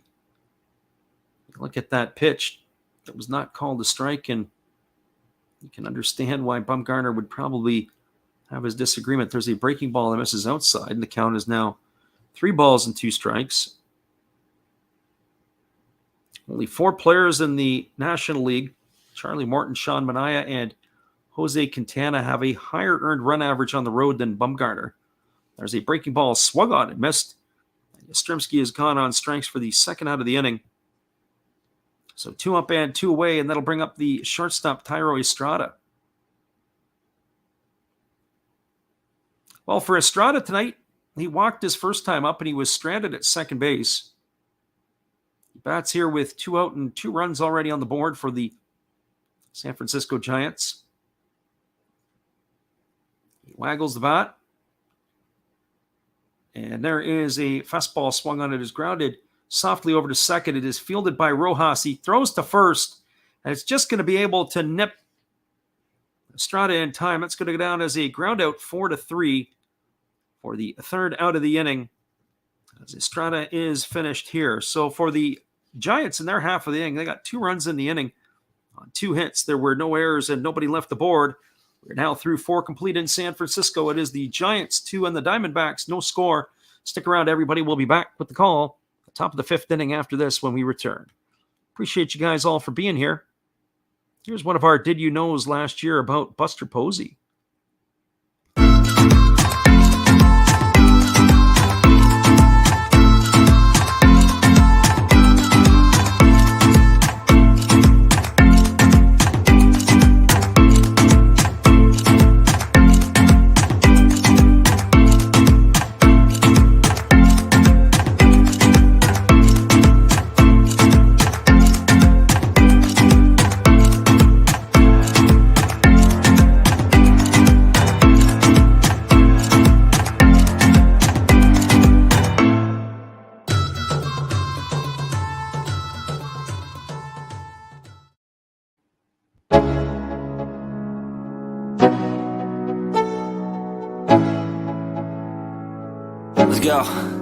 Yo, I'm like an addict, ooh, I gotta have it. I ain't even playing, got a really bad habit. If it moves, gotta grab it, fuse like a magnet. Lose, won't have it till I'm doomed in a casket. I ain't playing, got a weird mind. If you work 8 hours, I'ma work 9. If the shoot tastes sour, you should taste mine. I'ma stay in power for a long time. Get up, nah, I ain't a quitter. Toss me the ball, I'm a really big hitter. Big picture, I'm a straight killer. Rising the song to the highest bidder. Got juice, got gas, I'ma move fast. New shoes, new tracks, like who's that? I'm new, come back, better than last. Yeah, it's a new me, never. Welcome back, everybody. We're moving to the top of the fifth inning. It is going to be Sergio Alcantara, Dalton Varsho, and Emmanuel Rivera. You come up and face the right-hander Alex Cobb. That last half inning by Cobb was probably the easiest inning of work that he's had all evening. He had 63 pitches through the first 3 innings. And then he was able to only throw 9 in that last half. That was able to keep him here fresh to be able to face the 9-1-2 hitters in the batting order coming up. It's going to be Alcantara, Varsho, and Rivera. Alcantara tonight 0 for 1. He grounded to short his first time up. That's from the left side. Alcantara began his big league career in the Diamondback organization, or I should say began his professional career as a fastball. Was inside for a called strike, and the count is 0-1. Alcantara was a part of that trade that went to the Detroit Tigers, as he was part of the J.D. Martinez trade. Here comes the pitch. It is a breaking ball that's swung on. It is grounded softly over to first. Belt gets it. He flips it to Cobb covering. It's going to go down as a ground out 3-1 for the first out of the inning, and that'll bring up the top of the order in Dalton Varsho. At the big league level, Alcantara has bounced around a little bit, though, as we finish off with him. He had played with the Tigers for a cup of coffee. Then he was with the Cubs. He was with the Diamondbacks and the Padres. So he had bounced around a little bit, and then he came back to the Diamondbacks this year. So he had some time with the Padres at the big league levels this season. So here comes the first offering from Alex Cobb, who delivers a breaking ball that catches the outside corner for a called strike to Dalton Varsho, and the count is 0-1. Varsho tonight 0 for 2. He's grounded to second base both his times to the plate. Now he's waiting on the offering here from Cobb. It's a breaking ball that misses outside, and the count goes even at 1-1. So 1 ball and 1 strike.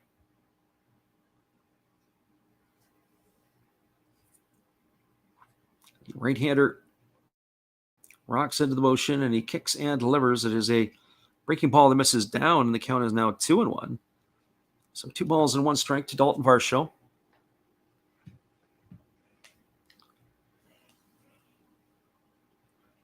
Waggling the bat. From the left side is the left-handed hitting Varsho, waiting on the offering. It is a fastball swung on at his top foul right at home plate. It's going to even up the count at 2-2. Varsho, the son of Gary Varsho, who had a lengthy big league career. He's had a nice season. Gary, of course, I remember, I don't sure everybody else remembers him, but I remember him specifically as a Cub. He also spent time with Pittsburgh and Cincinnati and Philadelphia. And here comes the offering from Cobb, who kicks and delivers. It's a changeup that misses upstairs. The count now goes to 3-2. So 3 balls and 2 strikes to Varsho. Gary Varsho in his career did not have the pop that his son has. He only hit 10 career homers. 16 already this year for the son. And there's a fastball swung on and missed. Varsho goes down on strikes for the second out of the inning. So 2 up and 2 away. It's going to leave it all up to the third baseman, Emmanuel Rivera. Well, for Rivera tonight, he is 1 for 2. He singled and then was picked off first in the first inning, and then he grounded out to third his last time up. So 1 for 2 on the evening. He's raised his average to 254. So the right-hander Cobb ready to offer it up to the right-handed hitting Rivera. He kicks and delivers. It is a fastball that misses upstairs. Backs Rivera off the plate for a ball and no strikes. So 1 ball and no strikes.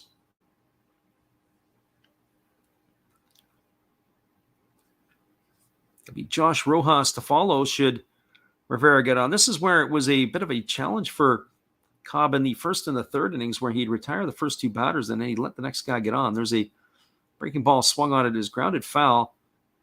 On the third base side, the ball dude gets his second opportunity to field the ball tonight, and he has come up empty. But he does retrieve it and get it to a young fan. So that's the highlight of the night for that young fella. So 1 ball and 1 strike. The ball dudes not being able to come up with it. There's a fastball that misses outside, and the count is now 2-1. See some of those fellas. They're not young men down the line. That gentleman there is probably solidly into his 70s, if not into the early 80s. Here's the 2-1 pitch. It is a breaking ball swung on. It has popped up. And coming in is the first baseman, Belt, and he lost it. And now he makes the catch. He's able to recover. Couldn't see where it was. He gave the old hands up sign as I don't know where it is. And then he makes the recovery and he's able to make the grab. That's going to do it here for the Diamondbacks in their half of the 5th inning. Well, there was no runs, no hits, no errors, and nobody left the board. Your score after 4.5, it is the Giants 2, the Diamondbacks, no score. Stick around, everybody. We'll be back in just a couple moments with the call. Bottom of the 5th inning after this. We appreciate you guys for listening in tonight. Here is another one of our ones from our friend, Steve Rademacher. Be sure, check him out, give him a sub, and let him know Last Raps Baseball has sent you. He's going to have a 500 subscriber giveaway coming up at the end of the year. Hello, guys. Steve Rademacher coming at you. I'm having my 500 subscriber giveaway if we get there by the end of this year. That's my name and my channel, Steve Rademacher. All you have to do is be publicly subscribed, and then you can enter to win once we hit the magic number, either an unopened, still sealed box of Star Trek official trading cards, Next Generation and Original Series. If that's not your cup of tea, we have Fleer Adrenaline with a Deer Dick rookie card. I have pulled out an autograph from one of these, and there are relics. If that's not your thing, how about an unopened box of 1987 Donruss Baseball? Just come watch me, subscribe, and enjoy the show. Thank you. Appreciate you there, Steve, and the support you give to our channel. In turn, we support Steve Rademacher. Check him out after the game, everybody. We'll be back in 30 after this.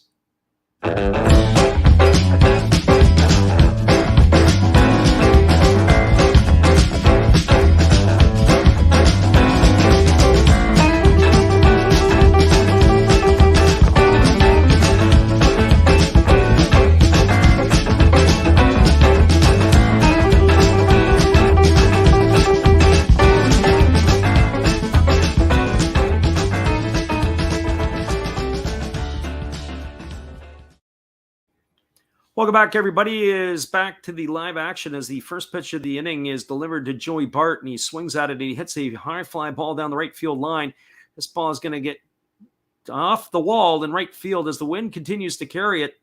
Dalton Varsho is going to have to pick it up and fire it back in, and Joey Bart, on the first pitch he sees from Madison Bumgarner, has doubled down the right field line, and that is going to put him aboard. He just missed getting himself a home run. But Dalton Varsho, I'm not sure that I really like the way that he played that one off the wall. He got himself too deep into that corner. And the next thing you know, it bounced off the wall. It got over his head, and he had to chase it down. And as he picked it up, he was able to do that. But that was right off the Levi's sign in right field there. And it's a double for Bart. 2 hits tonight on the evening for Bart. The first pitch now offered to Luis Gonzalez is a fastball that misses outside for a ball 1. Gonzalez tonight 0 for 1. He struck out his first time up. He's seen his average up below 260. He's now hitting 259 on the year. He squares the bunt, and he takes a breaking ball inside for a called strike, and the count is 1-1. So 1 ball and 1 strike. Good news for the San Francisco Giant fans as Joey Bart continuing to hit the ball. He was hitting below the Mendoza line for quite a bit of the year. The last, I'd say, since the Dodger series, he's raised his batting average about 30 points. So if you're a Giants fan, you got to like that. There's a breaking ball swung on, and it's lifted foul into the seats down the third base line. And a fan who went to catch it not only caught it, but he fell back over the other way. So good times had by all. I don't even think he got the ball, the young fan. It ended up bouncing, and there's a lady and her boyfriend ended up picking that one off. So 1-2 to Gonzalez. We got the living room in the house as he's popped in. And here's the pitch. It is a fastball swung on and fouled away, and the count remains at 1-2. So 1-2 strikes. Yeah, it was pretty awesome. The guy who fouled it off, and then it was 2 or 3 people fighting over the ball, and the guy who didn't even leave his seat ended up getting there. Our friend in the living room cheering us on in the sub department. Yeah, we're doing all right. We had that one video we put up yesterday of the U.S. World Baseball Classic team, and it went crazy. The fastball swung on and fouled away, and the count remains at 1-2. It's been pretty good at our end of things, so yeah, we'll get there. Well, they say Rome wasn't built in a day, but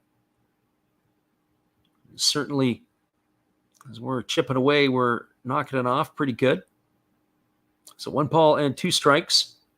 There is a breaking ball that misses down, and the count now is 2-2 strikes. So 2-2 strikes to Gonzalez. He'll be followed by Slater, the top of the order, who waits on deck. Just slowly but surely every day, just grinding it out. It's just like able to get some of that stuff. And here's the pitch. It is a fastball that misses outside, and the count is now 3-2. My friend in the living room says, are you going to do some Little League World Series games? Nope, don't think we're going to do any of those. It's not on the docket. Not any temporary. We'll leave that to, I think, Oral Hershiser and others, maybe David Ross. There's a fastball swung on it. It's grounded up the middle. Fielded by Rojas. He has to throw on the run. And that is going to retire Gonzalez on a ground out 4-3. That is going to advance Joey Bart over to third base. I'll bring up the top of the order, Austin Slater. So Gonzalez does it gone. Juan Garcia in the house, and he says, are you planning to cover the World Baseball Classic?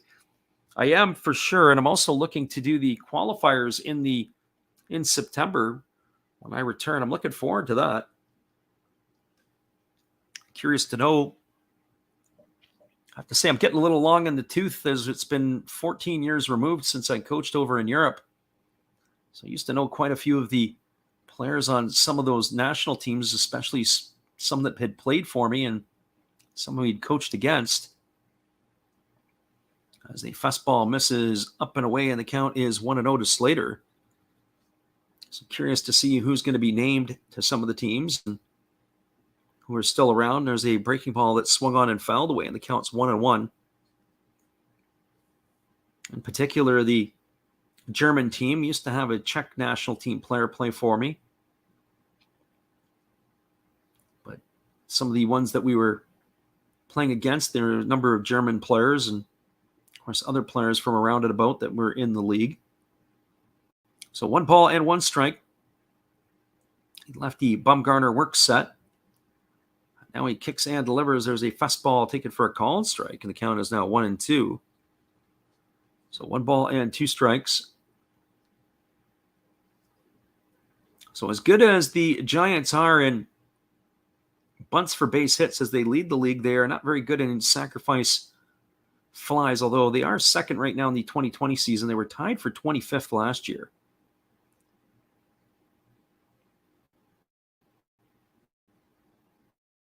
And here's the pitch from Bumgarner. It is a fastball swung on and lined into left field. It's going to get down for a base hit. And that is going to be a single for Slater. It's going to drive in Joey Bart with the third run of the ball game, as they put another run on the board here, and that is going to bring up the second baseman, Wilmer Flores. So high five for Bart's back in the dugout. Our friend Juan asks, since you have experience with the European teams, do you have any favorites for this tournament? I have to go back and take a look at the field and give you my thoughts. And again, I haven't been up to date so much on some of the stuff has been going on over in Europe the last couple of years, of course, especially with COVID. I'm kind of curious to see who's been able to stay around and be able to do that.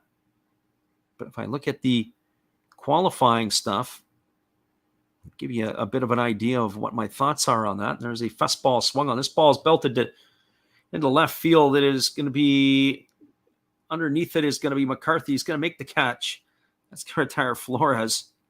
for out number 2. Got all excited there as that one looked like it was going to maybe go a little further than what it was, but just got underneath it a little bit too much. Once we look at the venues and the pools to see where it's at, in the qualifying pool A, the Germans, the Czechs, the Spaniards, the French, the British, and the South Africans are all in the one pool. In Pool A, that will be going off in Regensburg, Germany from the 16th to the 21st. 2 teams out of that will qualify. And really, basically, it's Germany and the Czech Republic are in the driver's seat in that one. They've been given the so-called seeded positions. There's a fastball that misses inside for a ball. The count is 1-0 to Belt.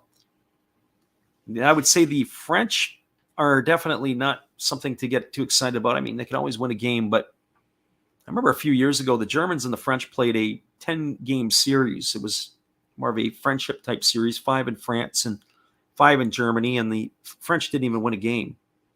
There's a fastball that misses down and away, and the count is 2-0. And if you go back 25 years ago, the French and the Germans were pretty much neck and neck right there for their abilities to play. Baseball in the Czech Republic has really, really improved. I was in Brno in the Czech Republic with a 13, 14-year-old team a few years ago, and there's a fastball swung on. This ball's lifted into straightaway center field. Moving back onto the warning track and making the catch is Thomas. He's going to haul that one in for the 3rd out of the inning. And that will do it here for the Giants in their half of the 5th. I'll come back with some more thoughts on that for you when I return, but there was 1 run in the inning. The RBI single by Austin Slater as it knocked in Joey Bart. 2 hits, no errors, and 1 left the board. You're now through 5 complete. It is the Giants 3, the Diamondbacks no score. Stick around, everybody. We'll be back with the top of the 6th in just a couple moments, and we'll carry on with our talk about the World Baseball Classic. We'll be right back, everybody, after this. Hello, kids. Steve coming at you. It's Steve Rademacher. And if you like interesting stuff, if you like to laugh a little bit, and if you enjoy collecting, this channel's for you. If you like non-sport cards, we have them. You like pseudo-sport cards, we open them. Even if you like entire boxes of completely pointless stuff or other sports, we have everything here. I drop a different video every day, and there's always a theme to it, from No Filter Friday to Saturday morning cartoons, even Sunday shoutouts. Once in a while, we'll get a little froggy and show Money Money Monday, where I showcase a bunch of my currency. We have Legos, we have Star Wars, we have a good time. We even have my brother on Takeover Tuesday. Be there or be square. Back to Freddy.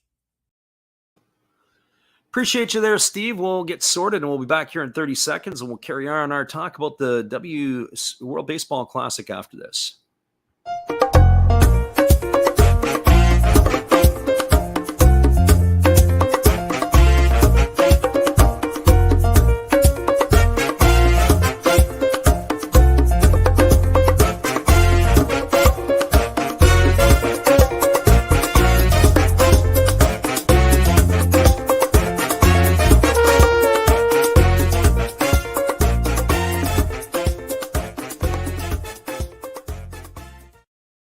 Welcome back, everybody. It is the top of the 6th inning. It'll be Josh Rojas, Christian Walker, and Jake McCarthy here to face Alex Cobb. And the first pitch is a fastball swung on and grounded over to second.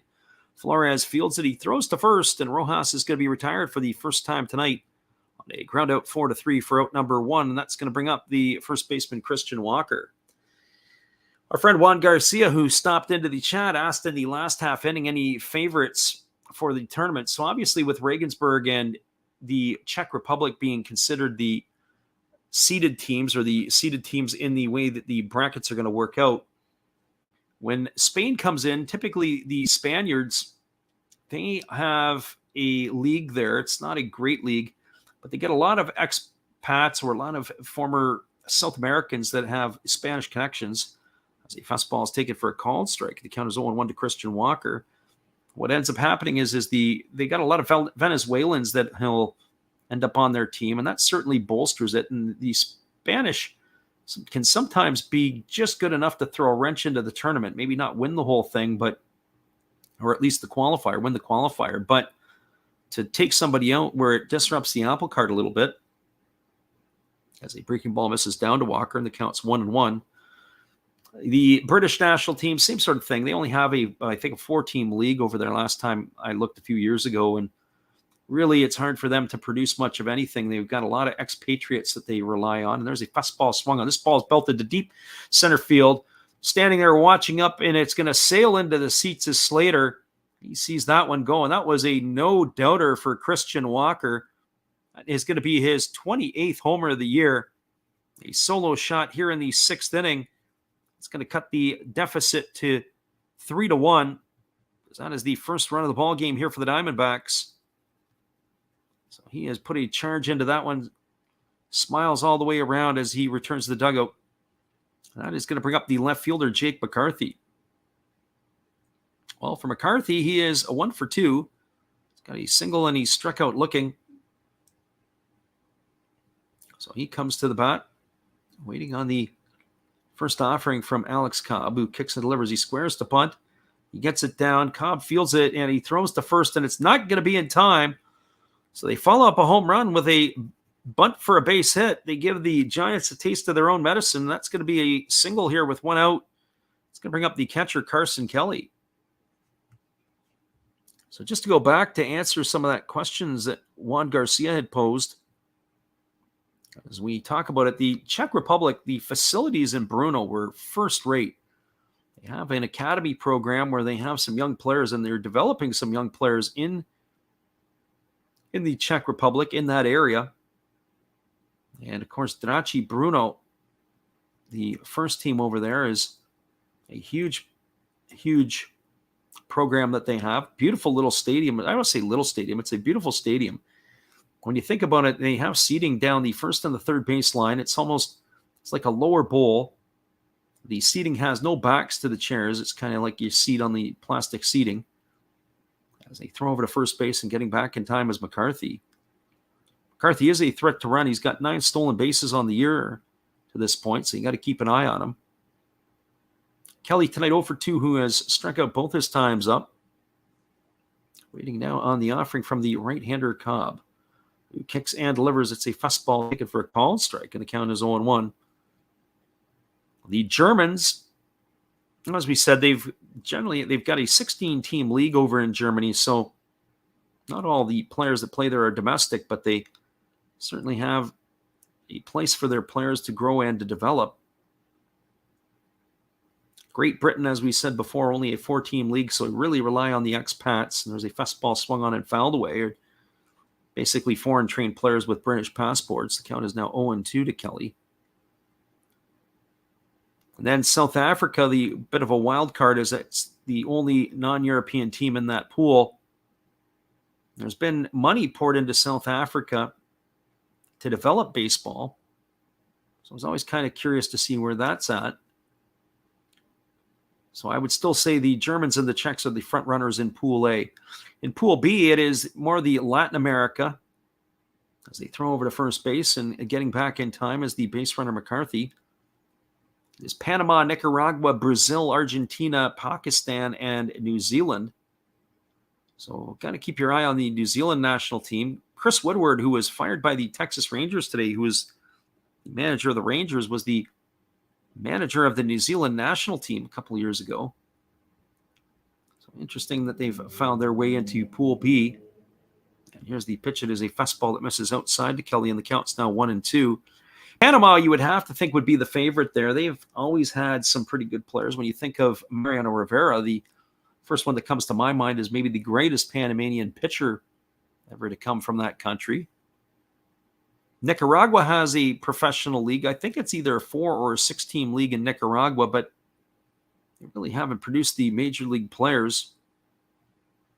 They've only had a couple in the big leagues. I believe there was one with the Giants who's now with the Houston Astro organization, and I can't remember off the top of my head. I want to say it was Luciano, who was the player who is the Nicaraguan-born player, but I could be wrong. And here comes the 1-2 pitch. There's a fastball swung on and fouled away, and the count remains at 1-2. When you think of the size of the country of Brazil, of course, they're used to kicking balls on the ground. And then I see Argentina in the B pool. I don't know anything at all about Argentina. There's Pakistan, who is there, and obviously cricket is their game, but get the odd guys who can throw the ball a little bit and do some of that stuff, but I wouldn't expect anything from them. And as I said, New Zealand is, from time to time, you'll see that there'll be a college player show up, the odd minor league pro player, but not too much out of that country, as rugby is their focus. There's a fastball swung on and fouled away, and the count remains at 1-2. So I would have to say probably Panama, Nicaragua in the B pool, Germany and Czech in the A pool. That's what you're giving some thoughts on for World Baseball Classic. But of course, those are the qualifying games, and those will all go off in September, and that's what we would like to be able to call at that point. If we can call that, then we would be pretty happy with some of that stuff. It is a breaking ball swung on and fouled away by right-handed hitting Kelly, and it's going to keep the count at 1-2. September 16th to the 21st in Regensburg, Germany. And then from September 30th to October the 5th in Panama City is where the B pool will take place in the Classic. So, yeah, kind of cool. That'll be interesting to see how that's all going to work out. So here comes the offering here to Carson Kelly, the 1-2 pitch ready to go again. And it is a fastball swung on. It is lined over to third. Nice catch by the third baseman, Longoria. He throws back across the diamond. It is going to double off McCarthy, and that is going to do it here in the inning. It's going to be a double play that ends up getting Thomas 5-3, or I should say Carson Kelly, as he lines into the double play, retiring McCarthy over at first base. Well, they got a run in the inning on one hit. It was the home run by Christian Walker. They cut into the lead. They make it now 3-1. There were no errors and nobody left the board. We're now moving to the bottom of the sixth inning. It is 3-1 for the Giants. Stick around, everybody. We'll be right back in just a couple moments. We appreciate you guys for checking in tonight. We'll be right back after this. Good evening, ladies and gentlemen. Namaste. Hey, I hope you guys have been enjoying the game. My name is Hollis. I've got a YouTube channel called Another Hollis Build. I love baseball cards. I open up brand new product for you guys. I open up old stuff. I do breaks. I do auctions. All kinds of stuff concerning baseball. I'm Friars faithful, Padres to the end. I also love Garbage Pail Kids and my animals. I have a ton of animals. It's like a mini petting zoo here around my house. I also love my city. San Diego, baby. I'll take you all around the city and show you what's up. If you guys dig stuff like that, cruise on over and check it out. It's Another Hollis Build. If you dig it, subscribe. I'd really appreciate to have more follow me along on the journey. Hey, either way, you guys have a wonderful day or a beautiful, beautiful evening. No matter which one it is, make sure that you make it great, my friends. Big up Last Raps Baseball. Yeah, Freddie, let's go. One love and peace. Yeah, man.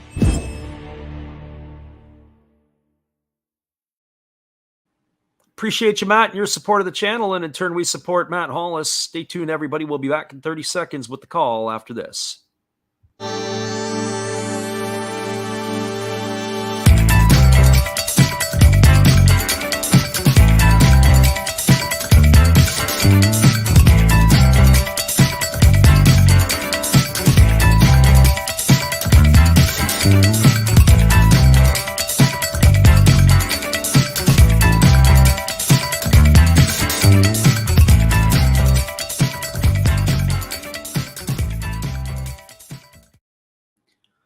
Welcome back, everybody. Madison Bumgarner coming back out for his sixth inning of work is going to face the heart of the batting order here for the Giants. And the first pitch is a fastball swung on and fouled away. The count is 0-1. It is J.D. Davis, Evan Longoria, and Mike Yastrzemski to face the left-hander here in the sixth inning. Davis had a double and scored a run his last time up, and he's struck out back in the second inning. So 1 for 2 on the evening. Left-hander Bumgarner gets the sign from his catcher, Kelly. He rocks into the motion and delivers. It is a breaking ball swung on. It is grounded up the middle for a base hit as J.D. Davis continues his hot hitting as he's now got himself back-to-back hits in his last 2 plate appearances with a single there. And that is going to bring up the third baseman, Evan Longoria. Well, for Longoria tonight, he got the scoring going for the Giants in the bottom half of the 4th inning. He had a 2-run shot that cashed in him and Davis. He is 1 for 2 this evening. He's also lined out to the third baseman in his 2 trips to the plate. So here's the first pitch from Bumgarner. It's a fastball that makes him skip rope out of the way for ball 1. The count is 1-0. That's a pretty good decision by Bumgarner. You don't want him to feel too comfortable in the batter's box, because you can make him skip some rope out of the way. Longoria with that home run in the last inning. There's a breaking ball that misses down and in, and the count is now 2-0.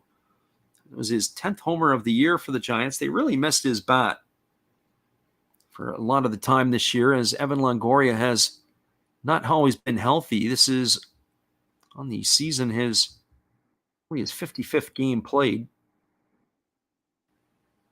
He's really a shell of his former self. He was a 3-time All-Star. He was Rookie of the Year. The Tampa Bay Rays, there's a fastball that misses inside, and the count now is 3-0. But really, since winning the Gold Glove, as he was a 3-time Gold Glove winner with the Rays, he's not done anything to speak of with the Giants. In terms of accolades, there's a fastball taken for a called strike, and the count is now 3-1. Over his career with the Giants, he's been a nice player. This is his 5th season in San Francisco. He's hitting .251 as a Giant. That's 19 points below his average that he had in the 10 years in Tampa. As well, he also has 65 homers in a Giants uniform, as opposed to the 261 that he hit in his first 10 years of his career in Tampa. So here comes the 3-1 pitch from Bumgarner. It's a fastball that misses up and away. It's going to be ball 4, and that's going to put runners at first and second. It's going to bring Mike Yastrzemski to the plate. And Bumgarner wants a new baseball as he fires that one out of play, and he's going to try to get something he can work with. Yastrzemski, who strides to the plate tonight, is 0 for 2. He's flown out to right field, and he has struck out on his 2 trips. Average has dipped to 219. I would have to say that the season that Yastrzemski's had this year, and of course in last season he was hitting 220 this year entering the game and 224 last year. After the first 2 years of his big league career, batting 272 and 297. I think the concern is out on Yastrzemski. I wonder how he's going to fare as he squares the bunt and he misses that one. That's going to be a strike called as Mark Ripperger raised the right hand, saying that he went. It wasn't a sacrifice per se, as much as he wanted to get down and maybe get off to the races for a shot at a base hit. And here's the pitch from Bumgarner. He squares again, and this time he bunts it foul over on the third base side, and now the count is 0-2. No balls and 2 strikes.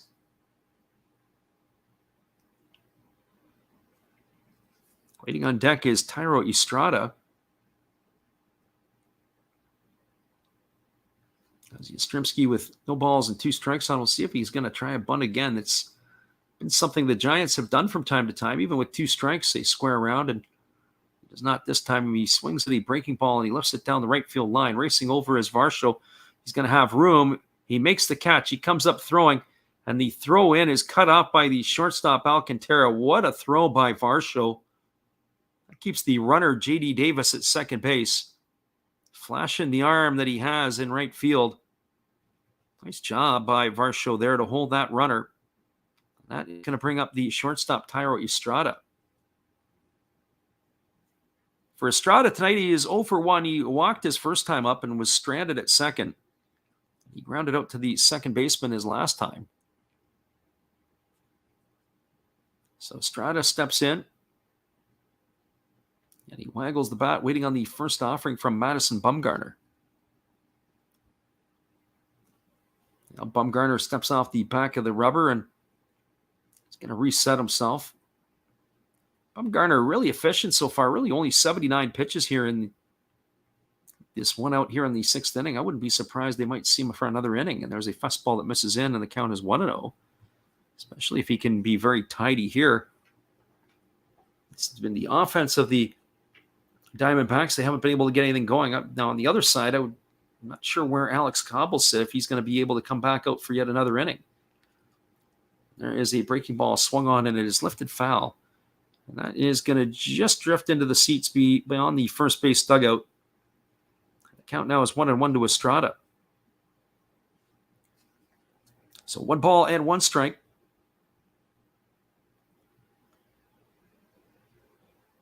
It's a beautiful night for baseball in San Francisco as the fans at Oracle Park, you can still see they're not really as bundled up as they normally can get. They've got the hoodies and the jackets in preparation for the worst. And here comes the pitch. It is a breaking ball swung on. This ball is lined into left center field. It's going to get down for a base hit. Picking it up and slipping is Thomas. Rounding third and heading home and scoring is Davis. And that is going to be a double for Estrada. It's going to put runners to second and third. As Longoria is going to stop over at third base. Davis has come around to score, and it's going to increase the lead to 4-1 for the Giants here in the 6th inning. So that turns into an RBI double for Estrada. And they're not out of the jam yet as Joey Bart is coming to the plate. For Joey Bart, he's 2 for 2 tonight. He's got a single and a double. He's also scored a run. We said about Bart being able to pick up his average, floundering below the Mendoza line for much of the year. He's turning his season offensively around. He's got his average now up to 230. He's got 9 homers to go with it. And there's a breaking ball that misses outside for ball 1. The count is 1-0. Luis Gonzalez waits his turn on deck to face the lefty Bumgarner. So Bart waggles the bat. Waiting on the offering here from the Arizona lefty. Now comes set, and he kicks and delivers. It's a fastball swung on. This ball is lined to left field. It's going to get down for a base hit. It's off the wall. 1 run is in. 2 runs are in. And sliding and stopping at first, as we said, stopping at first base is going to be Joey Bart. It's going to be a 2-run single. He scorched that ball right off the wall in left field. It was able to bring home Longoria and Thairo Estrada. And that is going to increase the scoreline now to 6-1 for the Giants here in the 6th inning. So Joey Bart with a 3-hit night continues his hot pace. And that's going to be good news for the Giant fans that are listening in, that Joey Bart continues his hot hitting stretch here over the last month of the season. That's going to bring the pitching coach Brent Strom out of the Arizona dugout. He's coming out to have a couple of words with his lefty Madison Bumgarner. And probably more along the lines to get that bullpen going. Bumgarner really over the last couple innings, the 2-run shot to Longoria in the 4th. Manufactured run in the 5th inning after the double by Bart and the RBI single by Slater. Now here in this inning, he's walked 1 and allowed 3 hits.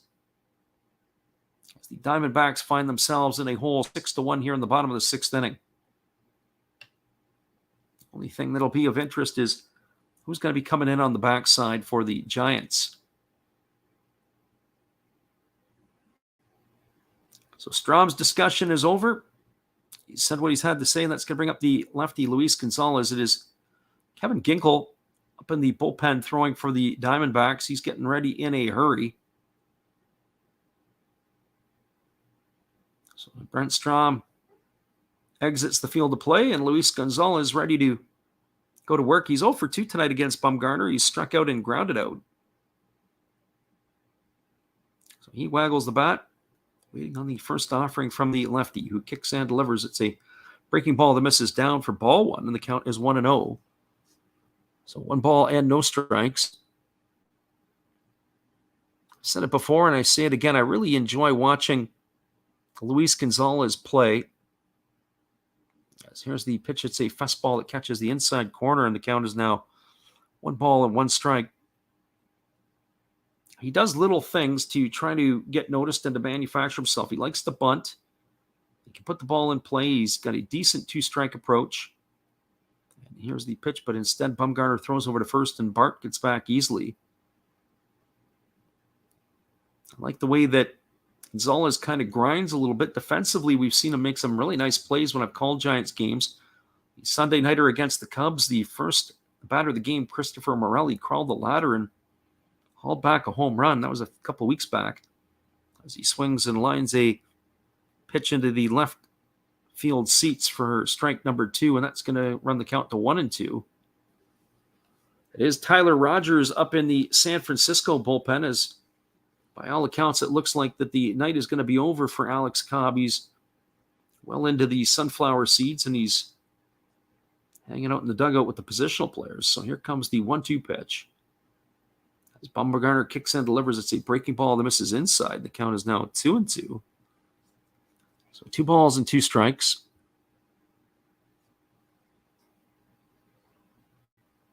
Bumgarner rubbing up the baseball and ready to go again. And we thought maybe there might be another opportunity for another inning for Bumgarner, but not after he's been roughed up here in the 6th. So here's the 2-2 pitch. It is a fastball that almost takes the head off of Luis Gonzalez. He goes down in a heap. It's going to run the count to 3-2. So 3 balls and 2 strikes. Gonzalez, at least he can break a smile out of that a little bit. That pitch there, as Bumgarner really throws low 3/4, that ball was coming right underneath the chin. The left-handed hitting Gonzalez. Boy, oh boy, he was very fortunate there. That did not miss by much. So 3 balls and 2 strikes. The lefty Bumgarner ready to go back at it. And again, steady throws over to first base and getting back in time as the runner Bart. Probably a good decision there. Trying to get Bart leaning a little bit to the other side. This is the 3rd time in his career that he has allowed 6 or more runs at Oracle. There's a fastball swung on and fouled away. The count is now going to remain at 3-2. Interesting, because that's including all his time as a Giant pitcher. The last time he did it was 11 years ago against the Minnesota Twins. So 3 balls and 2 strikes to Gonzalez. The runner at first is Bart. There's already 3 runs on the board here as the Giants now have a 6-1 lead. There's a fastball swung on and fouled away, and the count remains at 3-2. So 3 balls and 2 strikes to Gonzalez.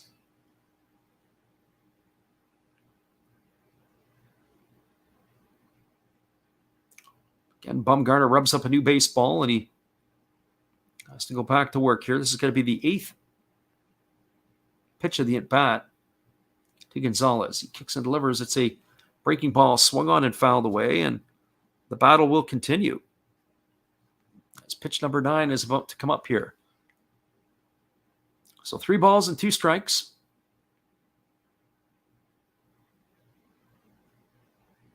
Bumgarner again rubs up that baseball before he heads back to work here.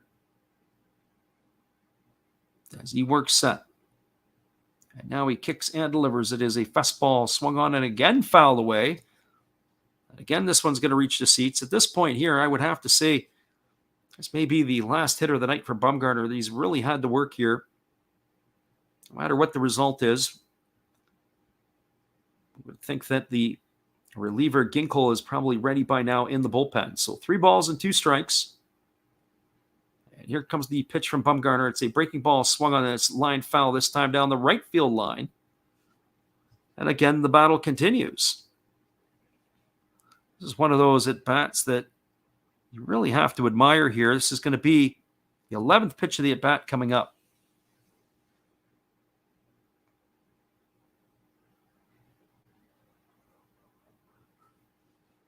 Our friend Mick says, hopefully the Angels can pull off a win. I haven't looked at the out-of-town scoreboard yet tonight. We'll do that at the end of the half inning. There's a breaking ball swung on. This is popped up into shallow center field. Coming in on it is Thomas, and he's going to make the catch. And that is going to retire Gonzalez for the Second out of the inning, so 2 away after that battle. I was saying earlier about how I like to watch Luis Gonzalez. Even on the out there, that was fun to watch. That is going to do it here as the manager, Torey Lovello, is on his way out to the mound. That is going to be the end of the night here for Madison Bumgarner. Hang tight, everybody. We'll be back in just a couple moments as we have a pitching change. Stick around. Here is our friend Steve Rademacher to keep you entertained. We'll be right back in just a moment after they change the pitcher. And you need to change the pitcher too. Hey guys, while the manager's searching for a relief pitcher, let me help you with some relief channels. On top of mine and Freddy's, you can always check out Redbeard Breaks, Zero Fox Sports, You Know Another Hollis Build, check them out again. Maybe Beast and Beauty Breaks, or even Dab's Family. Oh, looks like they have their pitcher, so after the game, check out some other videos by Freddy. They're fun, they're cool. Enjoy the game, peace out, and cheers!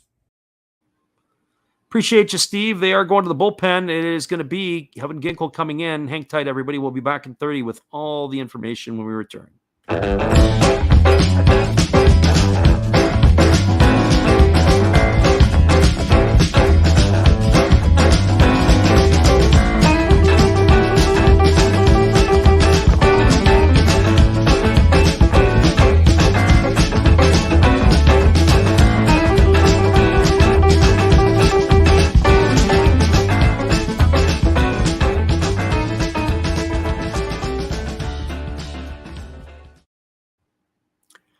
Welcome back, everybody. It is a right-hander, Kevin Ginkel, coming into the ball game. He is coming on to replace Madison Bumgarner, the second pitcher used on the evening by the Diamondbacks. Ginkel on the season, he has struggled this year. This is going to be his 7th appearance. He's worked 5 out of third innings, allowed 9 hits, 5 runs, all of which have been earned. He's walked 2 and struck out 6, and he's got a fluffed-up ERA at 8.44. He does have a win against no defeats, but he is the one who is taking over here in the half inning for the Giants. For the Diamondbacks. So Kevin Ginkel in, Madison Bumgarner done. We are ready to get this one back underway here as Austin Slater is scheduled to bat. Slater tonight is 1 for 3. He has a single and an RBI as he's ready to face the right-handed reliever in Kevin Ginkel. Slater has raised his average up to 263. And here comes the first offering from the righty. Holds set, and he kicks and delivers. It is a breaking ball that drops in for a called strike. The count is 0-1. The runner at first is Joey Bart. They've got 3 on the board, do the Giants. There are 2 away here in the 6th inning. When I watch Ginkel pitch here, it reminds me very much of Jordan Romano with the Blue Jays. There's a fastball that catches the outside corner for a called strike. The count is 2-2. So 2 balls and 2 strikes. I say Jordan Romano because when he comes set, it's almost like he does this squat. As he does this squat, it almost looks like every time he does it. I heard the Blue Jays' Pete Walker were trying to get Romano out of that. And there's a breaking ball that misses down, and the count is 1-2. Not sure what the purpose of it is. It just seems to expend a lot of unnecessary energy. Whatever it is, he's got that going on. That's, as I said, reminiscent of Romano. But Romano was posting up some big-time numbers with the Blue Jays in the save department. So here comes the 1-2 pitch. As he kicks and delivers, it is a fastball missing upstairs. The count is now 2-2. So 2 balls and 2 strikes to Slater. And the right-hander checks the side from his catcher, Bart. He does that squat again. And now he works set. He kicks and he fires. It is a breaking ball swung on. It is lifted foul into the seats. It's into that sort of mid-level deck on the right field line, and it keeps the count at 2 balls and 2 strikes. In some ways, I wouldn't really care what the pitcher does as long as he can get guys out, but that's not been the mantra for Ginkel this year as he's got that ERA north of 8. Here's the 2-2. It's a breaking ball that misses down. It squirts away from Kelly, but holding it first is the runner, Bart. That's going to run the count to 3-2. So he started off Slater 0-2. got ahead on the first two pitches, and now he's fallen behind, or he's fallen to the count where it's 3-2. So Slater has come all the way back. So 3 balls and 2 strikes. Ginkel again does the squat as he comes set. And now he kicks and delivers. It's a fastball swung on and missed. And Slater is gone on strikes for the third out of the inning. And that will do it here for the Giants. But there is damage done and lots of it. There were 3 runs in the inning on 3 hits. There were no errors and 1 runner left aboard. We are now through 6 complete. It is the Giants 6 and the Diamondbacks 1. Stick around, everybody. We'll be back with a call at the top of the 7th inning after this. Appreciate you guys for all being with us here tonight. As here is our friend Steve Rademacher once again. Hello, kids. Steve coming at you. It's Steve Rademacher. And if you like interesting stuff, if you like to laugh a little bit, and if you enjoy collecting, this channel's for you. If you like non-sport cards, we have them. You like pseudo-sport cards, we open them. Even if you like entire boxes of completely pointless stuff or other sports, we have everything here. I drop a different video every day, and there's always a theme to it, from No Filter Friday to Saturday morning cartoons, even Sunday shoutouts. Once in a while, we'll get a little froggy and show Money Money Monday, where I showcase a bunch of my currency. We have Legos, we have Star Wars, we have a good time. We even have my brother on Takeover Tuesday. Be there or be square. Back to Freddie. Appreciate you there, Steve, and the support you give to our channel. We're going to take a quick look at the out-of-town scoreboard. It is the Guardians in a doubleheader with the Detroit Tigers today. Guardians won the first end of the doubleheader. It was 4-1 ball game. The Tigers won the nightcap 7-5. There's only other one game going on in Major League Baseball. We'll get you that one afterwards. Phillies knocked off the Reds today 4-3. The Marlins, the struggling San Diego Padres 3-0. Washington Nationals beat the Cubs 5-4. In New York, the Yankees got shut out at home by the Tampa Bay Rays. Who would have picked that Ryan Yarbrough would have got the best of Garrett Cole for his first win of the year? He did. Orioles beat the Blue Jays 7-3. The Braves hammered the Mets 13-1. It was the Minnesota Twins knocking off the Royals 4-2. The Texas Rangers beat the Athletics 2-1. The Dodgers beat the Brewers 4-0. And the White Sox took care of the Astros 4-2. The other game going on around the major leagues tonight, the Mariners and the Angels are tied going to the bottom of the 7th in Los Angeles. That gets you up to date on all the scoring. It's going to be Tyler Rogers on in relief here for the Giants in their innings. And the first pitch is a breaking ball that misses inside to Alek Thomas for ball 1. The count is 1-0. Slated to come to bat, Alek Thomas, Seth Beer, and Sergio Alcantara. He faced the right-handed sidewinder for the Giants, and there is a fastball that catches the outside corner for a called strike, and the count is now 1-1. So 1 ball and 1 strike to Thomas. Right-hander Rogers gets the sign from Bart, and he kicks and delivers. It is a breaking ball. It's grounded right back to the pitcher, Rogers. He fields it, and they throw to first base, backhanded as it gets off his glove, and it's not going to be in time. More than likely, that's going to be a base hit, but it was a comebacker right to Rogers. Rogers hit him in the glove. He knocked it down over towards the first base side as he raced off the mound to have to get it. He just couldn't quite come up with it to field it, but he makes a very athletic play. He picks it up with the bare hand and tries to shovel a backhand over to first base to Brandon Belt, but it is not in time to get the speedy Alek Thomas, as he's going to get himself a base hit. So he is aboard with a single, and that is going to bring up the designated hitter, Seth Beer. Well, for Beer tonight, he is 0 for 2. He's flown out to right field and flown out to left. I would think a guy like Steve Rademacher, who listens to our channel, probably would have been putting Seth Beer as a potential for collecting his stuff. There's a fastball that catches the outside corner for a called strike, and the count is 0-1. can see a Beer ending up in Milwaukee. That would be pretty cool.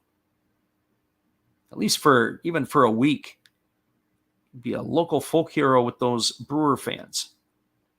So here comes the 0-1 pitch as the right-hander Rogers is set at the belt. He kicks and delivers. It is a breaking ball that is checked on. Check swing foul by Beer over on the third base side. The count is now 0-2. So no balls and 2 strikes to Beer. Beer batting from the left side, digs himself in. One would have to think that the sand in the glass there for Beer would be running out, because if he started 25 of the games this year as the designated hitter, hitting at a 187 clip is not going to keep you employed very long. There's a fastball swung on it. It's grounded softly over to third. It's fielded by Longoria. His only play is to first, as Alec Thomas is going to reach second base safely. It's going to go down as a ground out 5-3. Beer is gone for the first out of the inning, and that's going to bring up Alcantara.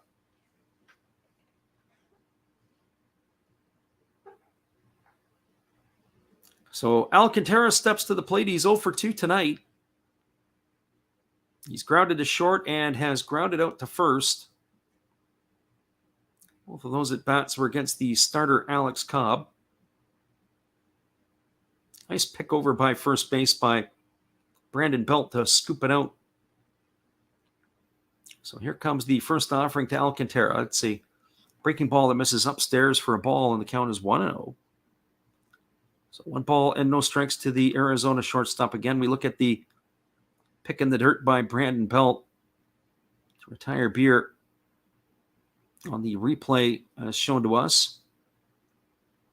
So here comes the pitch. It's a breaking ball that catches the outside corner, and the count now goes even at 1-1. So 1 ball and 1 strike to Alcantara. As a reminder, we'll be on for all the games in this series tomorrow night and Wednesday as well. There's a breaking ball that comes inside, and it is hit Alcantara. If you're going to get hit, it's going to be a Tyler Rogers pitch, a breaking ball that you want to get hit by. And it just grazed his jersey, and he is going to be aboard here. That's going to put runners at first and second with 1 out. And that is going to bring up the top of the order in Dalton Varsho.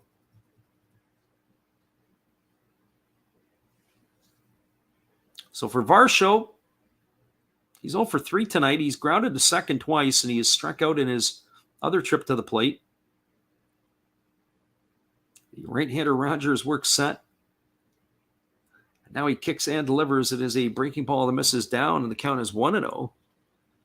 It's hard to tell sometimes the difference between the breaking ball and the fastball from Rogers. The max is out at about 85 tonight. That's, I think, where we've seen him, but he's sitting in the low 80s, but because he's a sidewinder, really throws a different look into the hitters.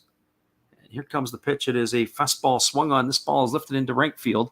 Camping out underneath it is Yastrzemski. He makes the catch. Tagging at second and heading to third is Thomas. The ball is thrown in and cut off by Estrada. That is going to retire Varsho for the second out of the inning, and that is going to bring up Manuel Rivera to the plate.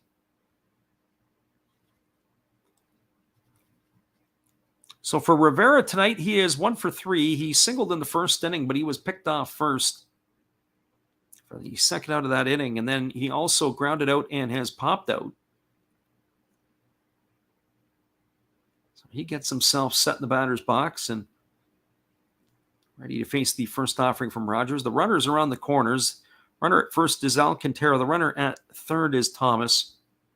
Diamondbacks need some instant runs here to crawl their way back into this one, as they are looking up at a 6-1 deficit. So here comes the first offering from the righty Rogers, who holds at the belt and delivers. It's a breaking ball that misses inside for ball 1, and the count is 1-0. So 1 ball and no strikes.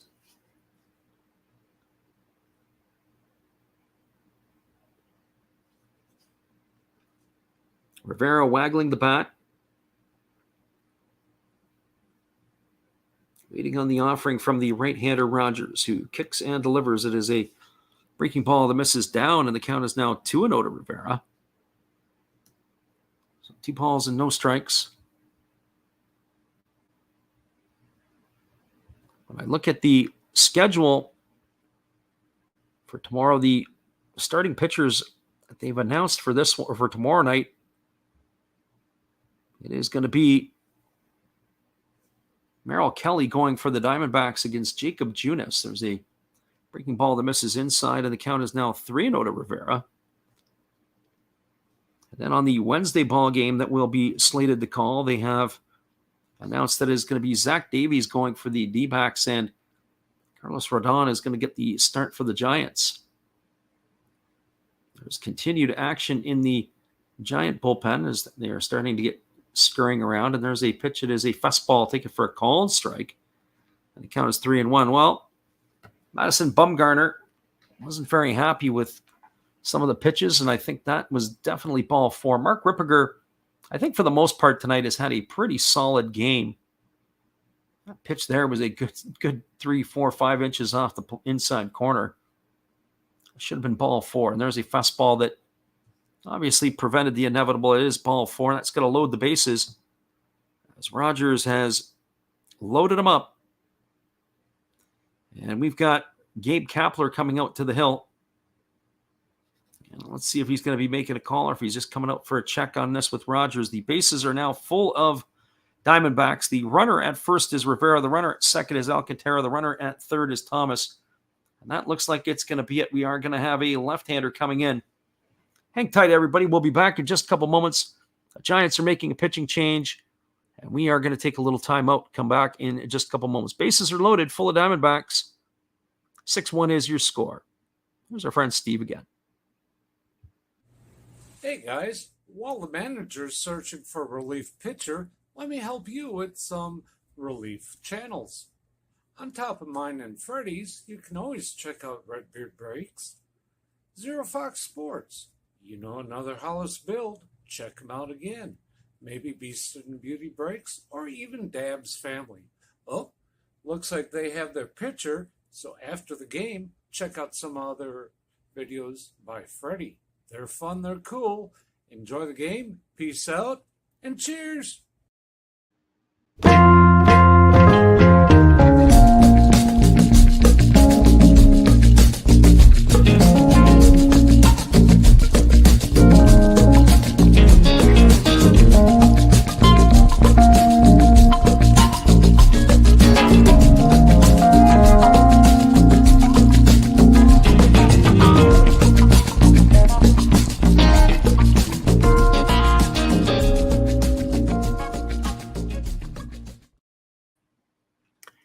Welcome back, everybody. We're just waiting on some confirmation, but it looks like it's going to be Alex Young, the left-hander, coming in as he's going to be facing Josh Rojas. So we'll get you all the specs on Alex Young. We've seen him throw a little bit this year. He started off a little bit wonky, but he has settled himself down and has started to perform fairly well here for the Giants out of the bullpen. So Alex Young, the lefty, on in relief. For Rogers, when Rogers got roughed up the last couple out, we've seen him include the game against San Diego last week. Alex Young on here in relief. This is Young's 5th appearance for the Giants. He also appeared for Cleveland this year, but only in one game. He's worked 5 1/3 innings in a Giant uniform, allowing 5 hits, 1 run earned. He's walked 3 and struck out 4, but he's coming in here with the bases loaded and 2 away to face Josh Rojas. Rojas tonight is 1 for 2. He's got a single stolen base. He's also walked. And here's the first pitch. It's a breaking ball that drops in for a called strike, and the count is 0-1. So no balls and 1 strike. Bases are full of Diamondbacks. Thomas is the runner at third. Alcantara at second. Rivera is the runner at first. Bumgarner holds set. Now he kicks and delivers. It is a breaking ball that misses down and away. I'd say Bumgarner was Alex Young who throws the pitch. Bumgarner was the starter tonight. I'm getting my guys mixed up. He looks like him because of his size. So 1 ball and 1 strike. As the lefty Young kicks and delivers. It is a breaking ball swung on and fouled away. It's going to reach the seats on the third base dugout, and the count goes to 1-2. So 1 ball and 2 strikes to Rojas. Rojas has raised his season average up to 281 on the year with the hit earlier in the ball game. He's looking here, trying to get the Diamondbacks back in it. 1 ball and 2 strikes. Young now comes set. As he holds, he kicks and delivers. It is a breaking ball that squirts away from the catcher, Bart. The runner at third, Alec Thomas, is not going to advance. It keeps the count now at 2-2. So 2 balls and 2 strikes. Waiting on deck is the first baseman, Christian Walker, who has accounted for the only run for the Diamondbacks tonight with a home run in the 6th inning. So with the bases loaded, Rojas is only a career 143 hitter in 21 at-bats. So here's the 2-2 pitch. It is a breaking ball swung on and missed. And Alex Young has done the job. He's come in and retired Rojas here in the 7th inning for out number 3. And he got Tyler Rogers off the hook. So for the Diamondbacks in their half of the inning, there was no runs. There was a hit, no errors, and 3 runners left aboard. We're moving to the bottom of the 7th inning. It is the San Francisco Giants 6, the Arizona Diamondbacks 1. Stick around, everybody. We'll be back in just a couple moments after this with our call after our friend Matt gives it to you here. Well, you got to have an ace in the hole, a little secret that nobody knows. Life is a gamble, a game we all play, but you've got to save something for a rainy day. You've got to learn to play your cards right if you expect to win in life. Don't put it all on the line for just one roll. You've got to have an ace in the hole.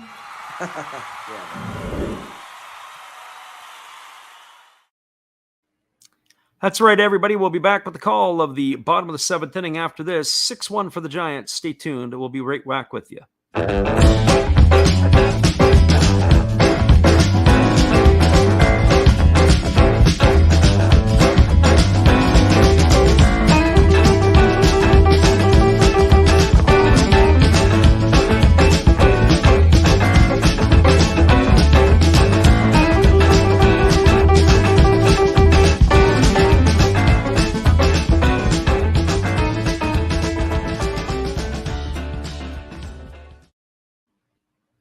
Welcome back, everybody. It is going to be the 2, 3, and 4 hitters due up for the Giants in their half of the inning. That means Wilmer Flores, Brandon Belt, and J.D. Davis. We're just looking to see if it is going to be Ginkel back out for his 2nd inning of work, or if he is going to be all finished in this one as well. It looks like Ginkel is going to be back out for his 2nd inning of work. So Flores, Belt, and Davis here. For Wilmer Flores tonight, 0 for 3. He has flown out all 3 times he's come up. And the first pitch is a fastball swung on and missed. The count is 0-1. Flores has flown out to left twice and flown to right field once. So no balls and 1 strike. As Ginkel, as we said, does this squat in between each pitch, and now he kicks and delivers. It's a fastball taken for a called strike, and the count is now 0-2. As I said, Jordan Romano of the Toronto Blue Jays, who has all those saves this year, he does something very similar.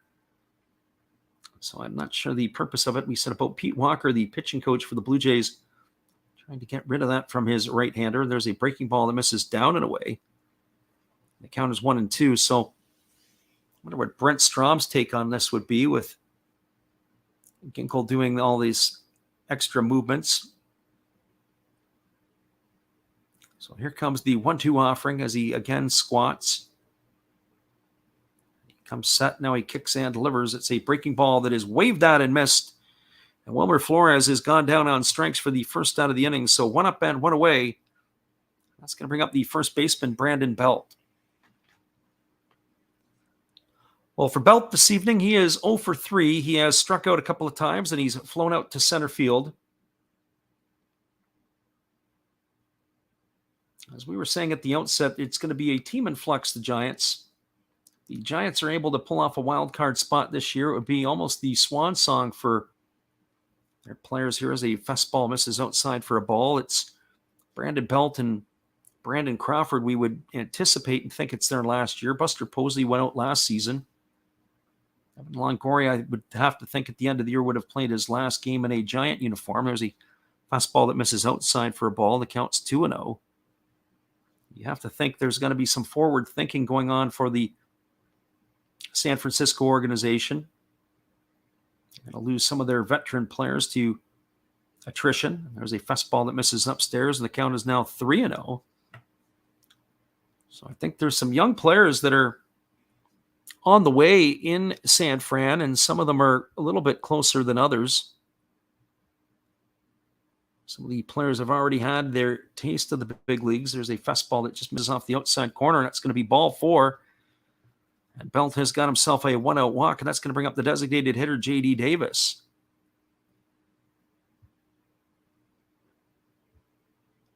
For J.D. Davis on the evening, he's had himself a decent ball game. He's got a single, a double. He's scored a couple of runs. He's also struck out.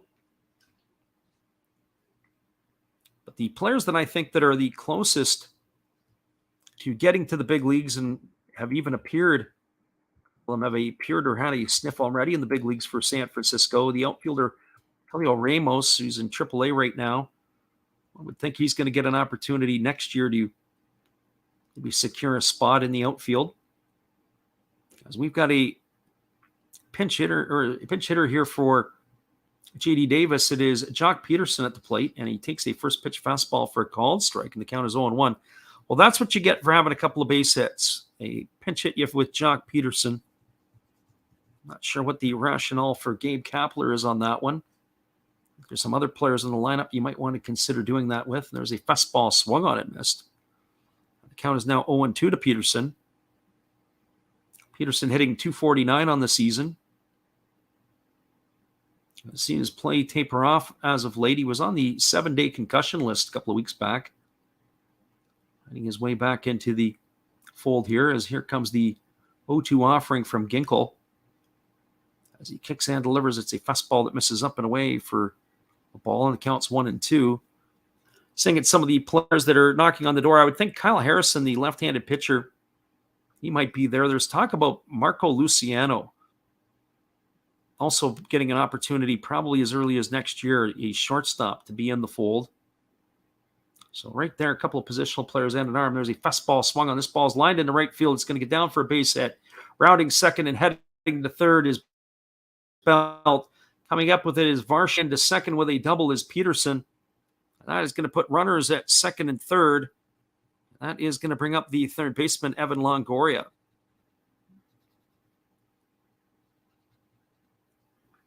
So maybe I don't know what I'm talking about. I would have asked Gabe Kapler, why are you pinch hitting there for J.D. Davis after he's had a 2-for-3 night?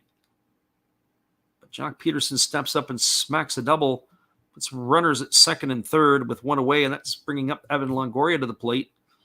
For Longoria, he is officially 1-for-2 tonight. He's got a 2-run homer. He opened the scoring in the fourth. He's also lined to third, walked and scored a run. There's a first pitch breaking ball swung on it. It has popped up into shallow center field, coming hard in on it and moving back and catching it over the shoulder is Rojas. I think that the center fielder, Thomas, had lost sight of the ball. He was running in. It was like he was running into nowhere, and then Rojas over the shoulder. Not an easy catch. He does a basket catch to retire Longoria for the second out of the inning, and that is going to leave it all up to the right fielder, Mike Yastrzemski.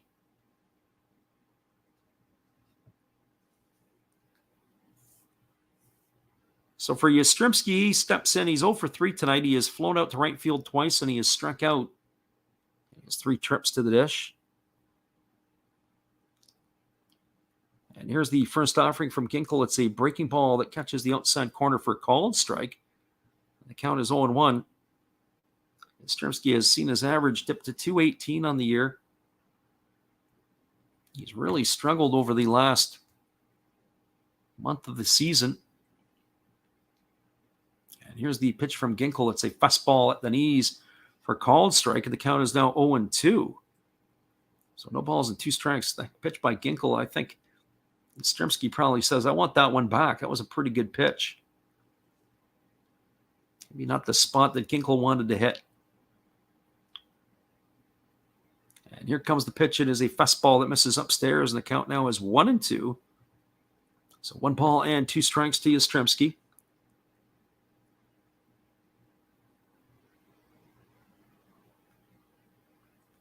Right-hander Ginkel again gets himself set. He does his squat. And now he kicks and delivers. It is a fastball swung on and fouled away. It's going to reach the seats down the left field line. The count remains at 1-2. So 1 ball and 2 strikes to Yastrzemski.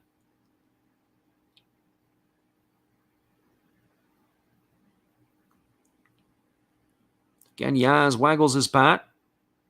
Waiting here on the offering from the right-hander who kicks and delivers. It's a breaking ball, swung on and missed. And Yastrzemski's going to be retired on strikes for the 3rd out of the inning. Well, the Giants, they threaten, but they don't score. There was no runs. There was a hit, no errors, and 2 runners left the board. We're now through 7 complete. It is the San Francisco Giants 6, the Arizona Diamondbacks 1. Stick around, everybody. We'll be back in just a couple moments with the call at the top of the 8th inning. After this, we appreciate you all for being here. Here is our friend Dave. Hey everybody, thanks for checking out the game and Last Raps Baseball. This is Dave, Zero Thought Sports Cards. If you like pack openings, baseball, all that good stuff, check us out. Drop a comment on our channel this month to win a mystery pack of cards. All you gotta do is say Last Rap sent you to be entered. And we'll drop a video later on this month announcing the winner.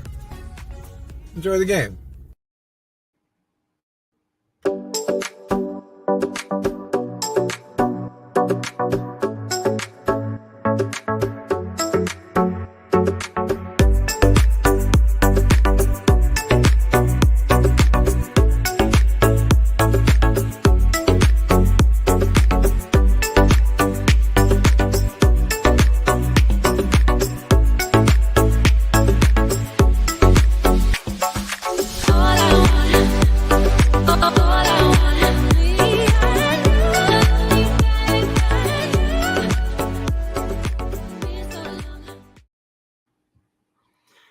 Welcome back, everybody. We are moving to the top of the 8th inning, and due up for the Diamondbacks, it's going to be Christian Walker, Jake McCarthy, and Carson Kelly. That means it's the heart of the batting order for the Diamondbacks coming up to bat. It was a interesting ending to that last half inning as the pitcher Tyler Rogers had got himself into a bit of a jackpot. They had to bring on Alex Young to retire Josh Rojas on strikes. And that was how that inning ended. And so it was only the 1 batter faced by Alex Young as he is out of the ballgame. It is going to be Dominic Leone, the 4th pitcher now used by the San Francisco Giants tonight. He is coming on in relief as he is going to be slated to face Christian Walker, McCarthy, and Kelly.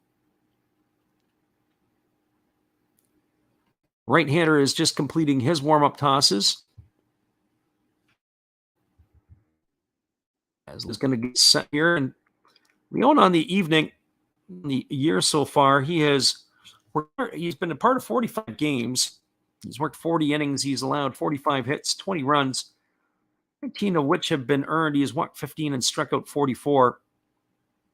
He's got an ERA of 4.28 and a record of 3-3. So he takes over here in the 8th inning. He seems to have found a home in San Francisco. This is his 2nd year with the club. Not as good a season as he had last year. There's a fastball that is taken for a called strike. The count is 0-1. Christian Walker doing a little tour of the batter's box. Walker tonight is 1 for 1. He homered his last time up. He has also drawn a couple of walks. He had that marathon at bat in the 1st inning against Alex Cobb. 11 pitch at bat. There's a fastball that misses down and away, and the count is 1-1. I'm saying what's pretty impressive as far as I'm concerned with Walker is just his physical size. Big forearms, strong legs, big calves. He's got some solid-looking package there. Really fills out the uniform well. So here comes the 1-1 pitch. It's a fastball swung on and fouled away. It's going to reach the seats down the first base line, and the count is 1-2 to Walker. So 1 ball and 2 strikes.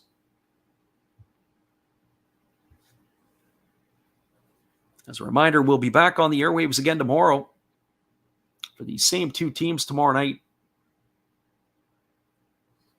as Merrill Kelly will take to the hill for the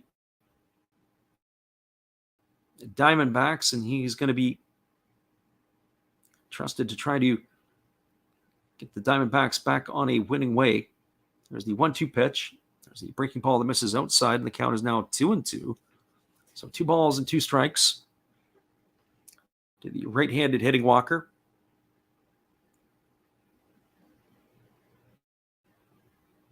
Again, leaning in and getting the sign is Dominic Leone. He's ready to come back with the 2-2 pitch. He now is set, and he kicks and delivers. It is a breaking ball that misses down and away, and the count now goes to 3-2. So 3 balls and 2 strikes.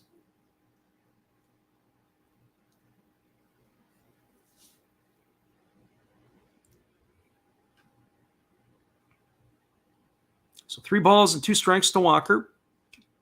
Diamondbacks are in a hole here, down by 5 in the top of the 8th inning. The right-hander Leone holds set. Now he kicks and delivers. It is a fastball swung on and fouled away. It's going to keep the count at 3 balls and 2 strikes. This has got a feeling like we're going to have a similar type of bat that Walker had back in the 1st inning. As we said, Walker had that 11 pitch at bat.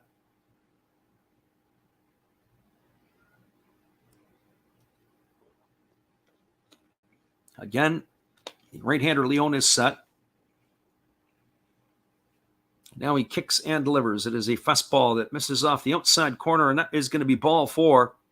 Walker's going to get himself the 3rd base on balls of the evening for himself, and that's going to bring up the left fielder Jake McCarthy. Well, for McCarthy tonight, he's got a couple of hits. He's got 2 singles. He struck out. He was raced in a double play his last time up, as he had a single and was doubled off of first base on the line drive by Carson Kelly. So he steps in here, waiting on the first offering from Dominic Leone. When we get into the bullpen, sometimes we really notice how the game slows down. The pitchers sometimes don't have that same tempo and pace that the starters do, and that is noticeable with Leone. There's a breaking ball that misses down, and the count now is quickly 1-0 to McCarthy.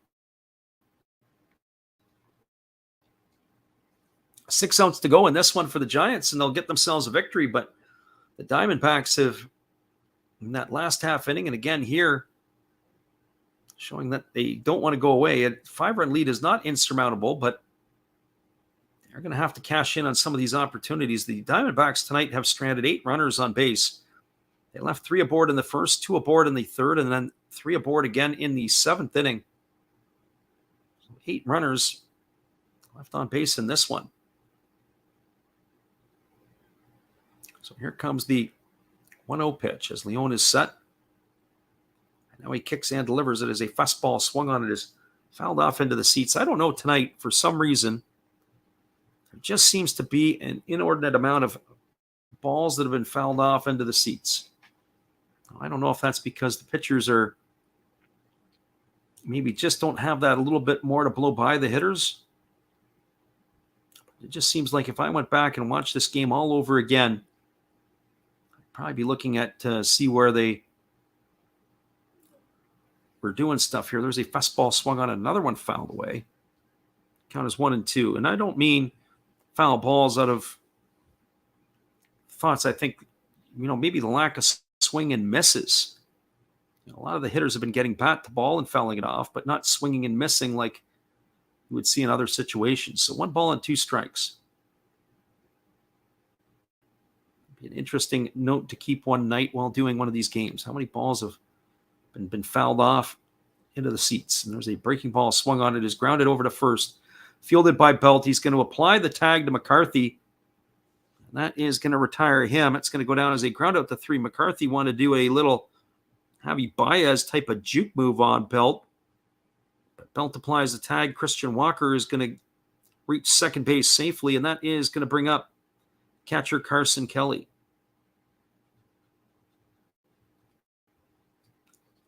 Well, for Carson Kelly, he's 0 for 3 tonight. He struck out twice, once swinging and once looking, and he's lined into a double play his last time up. So the right-hander Leon works set. And now he kicks and delivers. It is a fastball taken for a called strike, and the count is quickly 0-1 to Kelly. Kelly has seen his average drop to 222 on the year. And this one here as he waggles the bat. Leon checks the runner at second. And he works set. He kicks and delivers. It's a breaking ball that misses down and away, and the count is now 1-1. So 1 ball and 1 strike. Right-hander leans in, and he gets the sign from his catcher, Joey Bart. He works set. He takes the breath, and now he kicks and delivers. It is a breaking ball that misses down, and the count is 2-1. So 2 balls and 1 strike.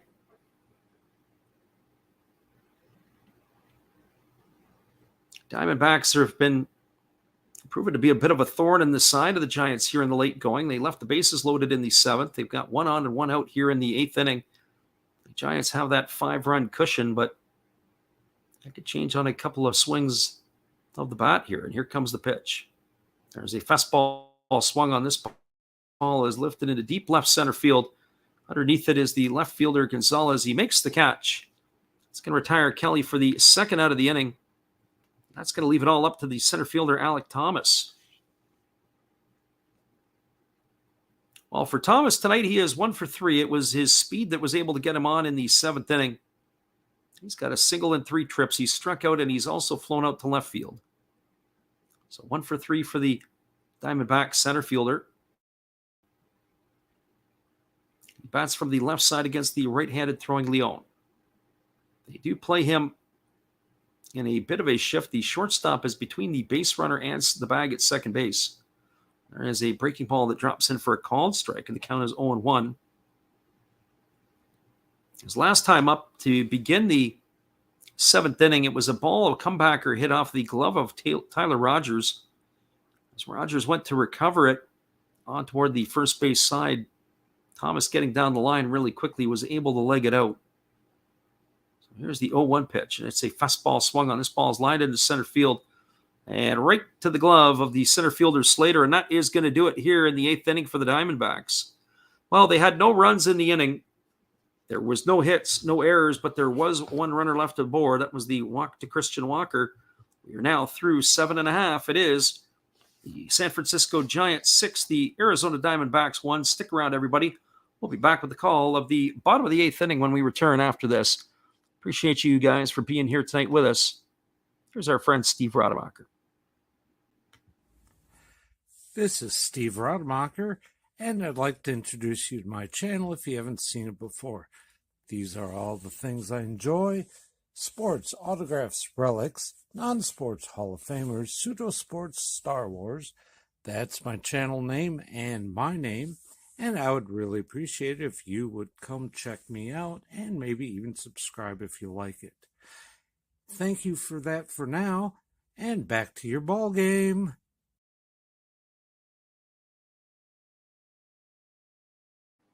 Appreciate you, Steve, and your support of the channel. And for those of you who are not always with us late night, here are some of our Japanese tunes.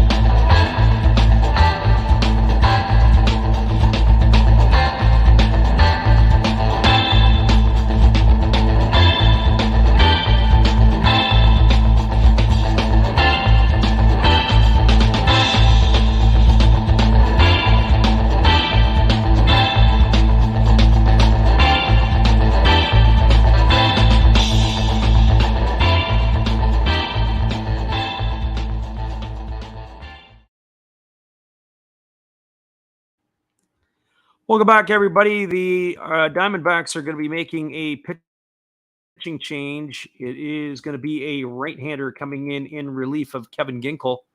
And it is the first pitch is a fastball that misses outside for ball one, and the count is 1-0. This is Edwin Ucita in relief, as he is going to be facing Tyro Estrada, Joey Bart, and Luis Gonzalez, and it's a fastball that misses outside, and the count is now 2-0.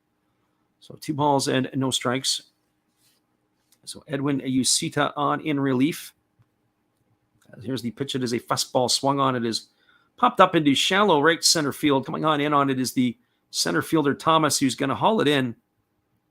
And that is going to retire Tyro Estrada for the first out of the inning. So 1 up and 1 away.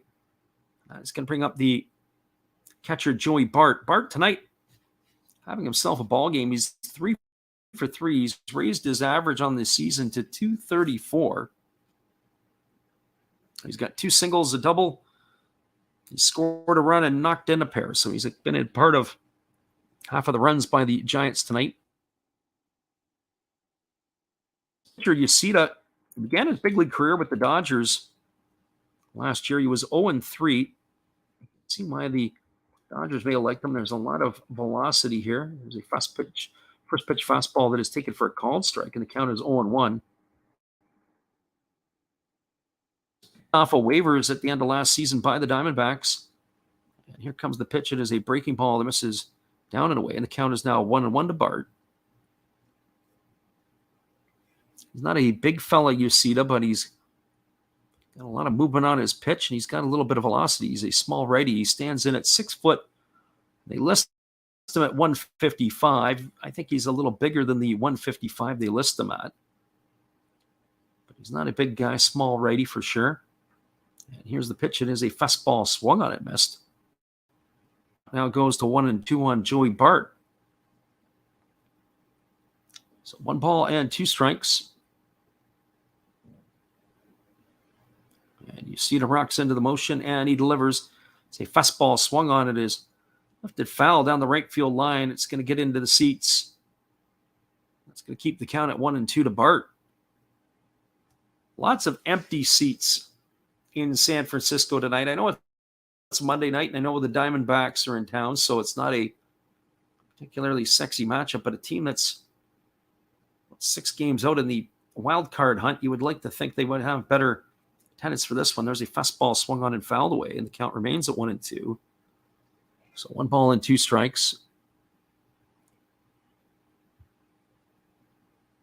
Our friend in the living room has got his pom-poms out for the cheerleader Tomoka. So here comes the 1-2 pitch. As Ucita delivers, it is a fastball swung on and missed. And that is going to retire Bart for the second out of the inning. 2 up and 2 away. He's looking for the no-filter Friday.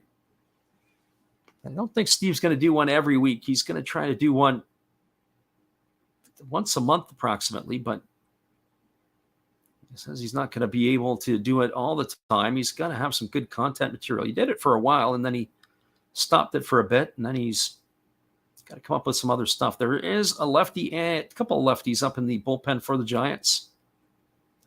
Zapucki and Garcia. I think that's how you say his name, Zapucki. He's just been called up. There's a breaking ball that drops in for a called strike. Count is 0-1 to Gonzalez. Gonzalez tonight 0 for 3. He struck out, he's grounded out, and he's flown out to center in his 3 trips to the plate. Ucita rocks into the windup and delivers. It's a fastball that misses upstairs for a ball, and the count is 1-1. So 1 ball and 1 strike. They are shading Gonzalez to the right side. There's a breaking ball that misses down, and the count now goes to 2-1. You always have to keep your eye on Gonzalez because he does like to bunt the ball. He can put the ball down the first baseline when he has to. So 2 balls and 1 strike. Ucita rocks into the motion, and he kicks and he fires. It is a fastball swung on. This ball is lined to left field, moving back onto the warning track, and making the catch is McCarthy. And that is going to do it here in the 8th inning for the San Francisco Giants. They got no runs in the inning. There were no hits, no errors, and nobody left the board. There is going to be a pitching change in San Francisco. We're going to see who that's going to be in just a couple moments. as one of the lefties we have a feeling are coming in. It is your score at the end of 8. It is a 6-1 ball game for the Giants. Stick around, everybody. We'll be right back after this. We'll try to bring it home for all of you Giant fans. Would you like to support Last Drafts Baseball? We would appreciate it if you did. Be sure to check out our eBay page where we have baseball merchandise. We also have stuff from the Japanese League for those who listen from Japan, but we also do other sports like football and basketball as well. Don't forget, visit Last Drafts Baseball's eBay store to help support the channel. We'll be glad you did.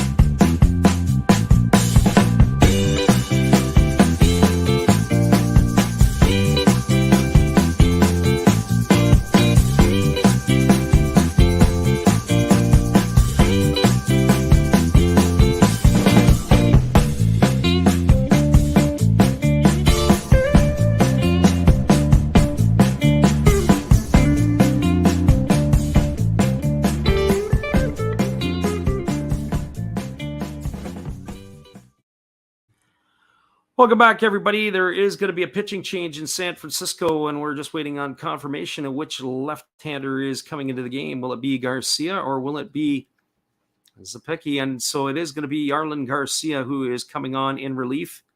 He's going to be scheduled to face Seth Beer, Sergio Alcantara, and Dalton Varsho, a lefty, a switch hitter, and a lefty. So Yarlin Garcia on in relief. Garcia, this is going to be his 42nd game. He's got a 1-3 record. He's got a 2.86 ERA. He's worked at 44 innings. He's walked 13 and struck out 38.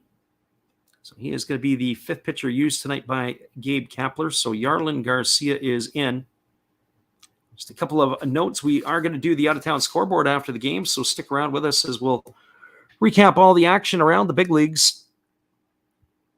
And our friend in the living room was asking us earlier about the NPB stuff. We're not going to be doing any NPB stuff for the weekend. We are going to do something that we don't always do. We are going to call a Central League game on Friday evening, which is the Saturday. It'll be the Murray Giants and the Hanshin Tigers. We're looking forward to that one. Pretty excited to do that. Try to stay out of the Central League as much as I can. I like the Pacific League a little bit better. That's the only real preference as to why. But that is what we're going to be doing, is we're going to be making the call there for sure.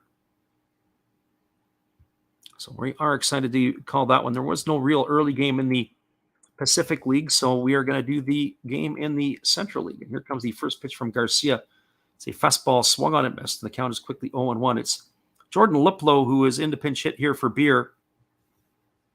Liplow batting 167 on the season. So he bats from the right side against the lefty Garcia.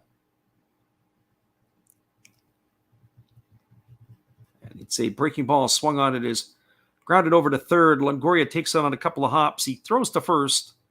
And Liplow is retired on a ground out 5-3 for the first out of the inning. So one up and one away. It's going to bring up the shortstop, Sergio Alcantara.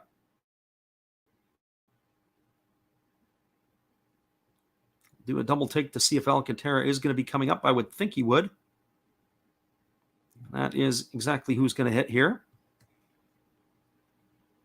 So Alcantara is going to turn around. He's going to bat from the right side for the first time this evening.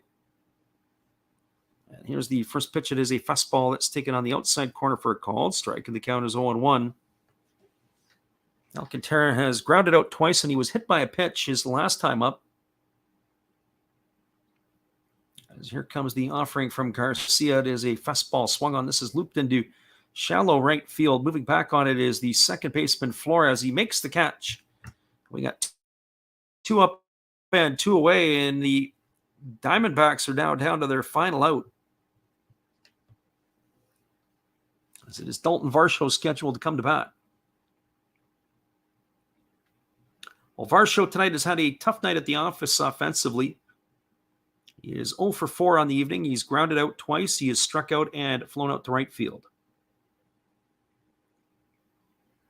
He's waiting here on the offering from Garcia, who kicks and delivers. It is a breaking ball, swung on and missed, and the count is quickly 0-1. So no balls and 1 strike to the starting right fielder for the Diamondbacks. He did flash an arm. He's been busy in right field, having to play balls off that wall. There's a fastball that misses upstairs, and the count is now 1-1. So 1 ball and 1 strike.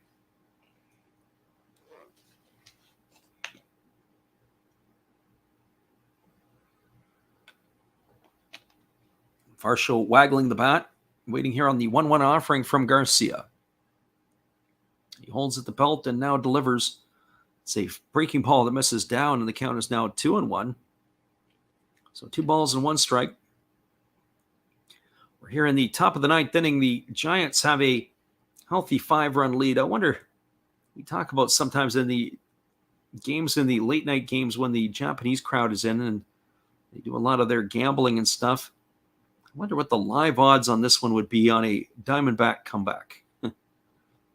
Down by 5 in the 9th with 2 out. Here comes the pitch. There is a breaking ball taken for a called strike. The count is now 2-2. Well, the fans now in some areas have rose to their feet as the Diamondbacks are down to their final strike. It's a 2-2 count here to Dalton Varsho, and Yarlin Garcia looking to finish off the Diamondbacks here in the top of the 9th inning. He gets the sign from his catcher, Joey Bart. And now he kicks and delivers. It is a breaking ball that misses down, and the count is now 3-2. So 3 balls and 2 strikes to Bart. Or 3 balls and 2 strikes to Varsho as Bart makes that stop. So they're looking to finish this one off right here and now. So Varsho waggles the bat. Garcia ready to give the payoff pitch. And here comes the 3-2. And now he kicks and he delivers. It is a breaking ball swung on. It is popped up over on the third base side. Racing over is the catcher Bart, but it's going to drift into the dugout, and then it bounces on up into the seats. And that is going to keep the count at 3-2 to Varsho.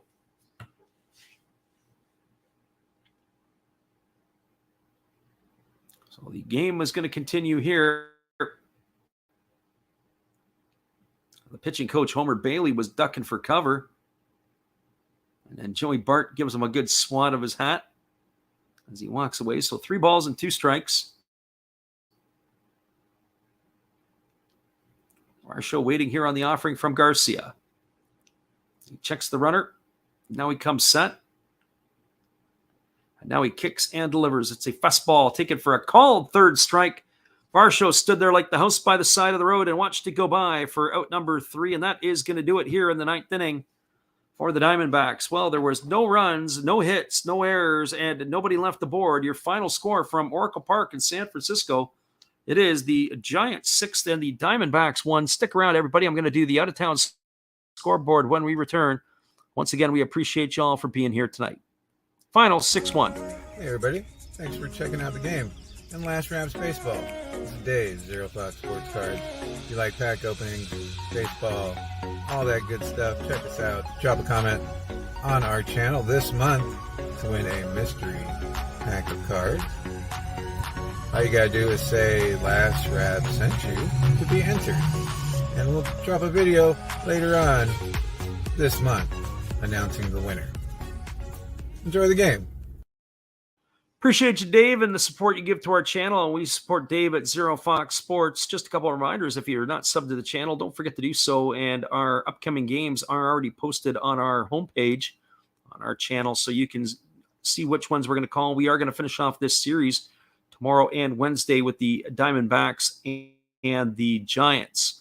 And then on Thursday, we will jump into another ball game I think we've got on the slate, the Padres and the Nats. I have to double check on that one. And then we'll probably add a game with the Brewers and the Cubs on Friday, as well as the 2 Japanese games on Friday evening and Saturday. And then we have a full slate of stuff coming up next week in the early part of the week before we take a little hiatus. So here is the out-of-town scoreboard, and we're first going to go off with the American League. All the games across Major League Baseball are now finals, with the exception of the game in Los Angeles between the Mariners and the Angels. By the time we give the wrap, it might be over as well. There was a doubleheader in Cleveland today. The Detroit Tigers took on the Cleveland Indians. It was the Indians, the Guardians. The Guardians won the first game of the doubleheader 4-1. 4-9-0 for the Guardians, 1-3-1 for the Tigers. James Karinchak got the win as first of the year. He's 1-0. Will Vest took the loss. He's 3-3. Emmanuel Clase got his 27th save. Andreas Jimenez belted his 13th homer of the year. In the nightcap, the Tigers got the best of the Guardians. It was a 7-5 final. 7-15-0 for the Tigers. 5-8-1 for the Guardians. Brian Garcia got his first win of the year. He's 1-0. Eli Morgan took the loss. He's 4-3. Gregory Soto got his 21st save for Detroit. Home runs in the ballgame. Jonathan Scope hit his 9th for the Tigers. Kerry Carpenter hit his first. It was Jimenez and Maley hitting their homers. Jimenez hit his 14th for the Guardians. Maley hit his second. In New York, the Yankees were shut out at home by the Tampa Bay Rays 4-0. It was 3 in the top of the ninth to ice it for the Rays. Ryan Yarborough got his first win of the year against 7 losses. It was Garrett Cole taking the loss. He drops to 9-5. 4-7-1 for the Rays, 0-7-0 for the Yankees.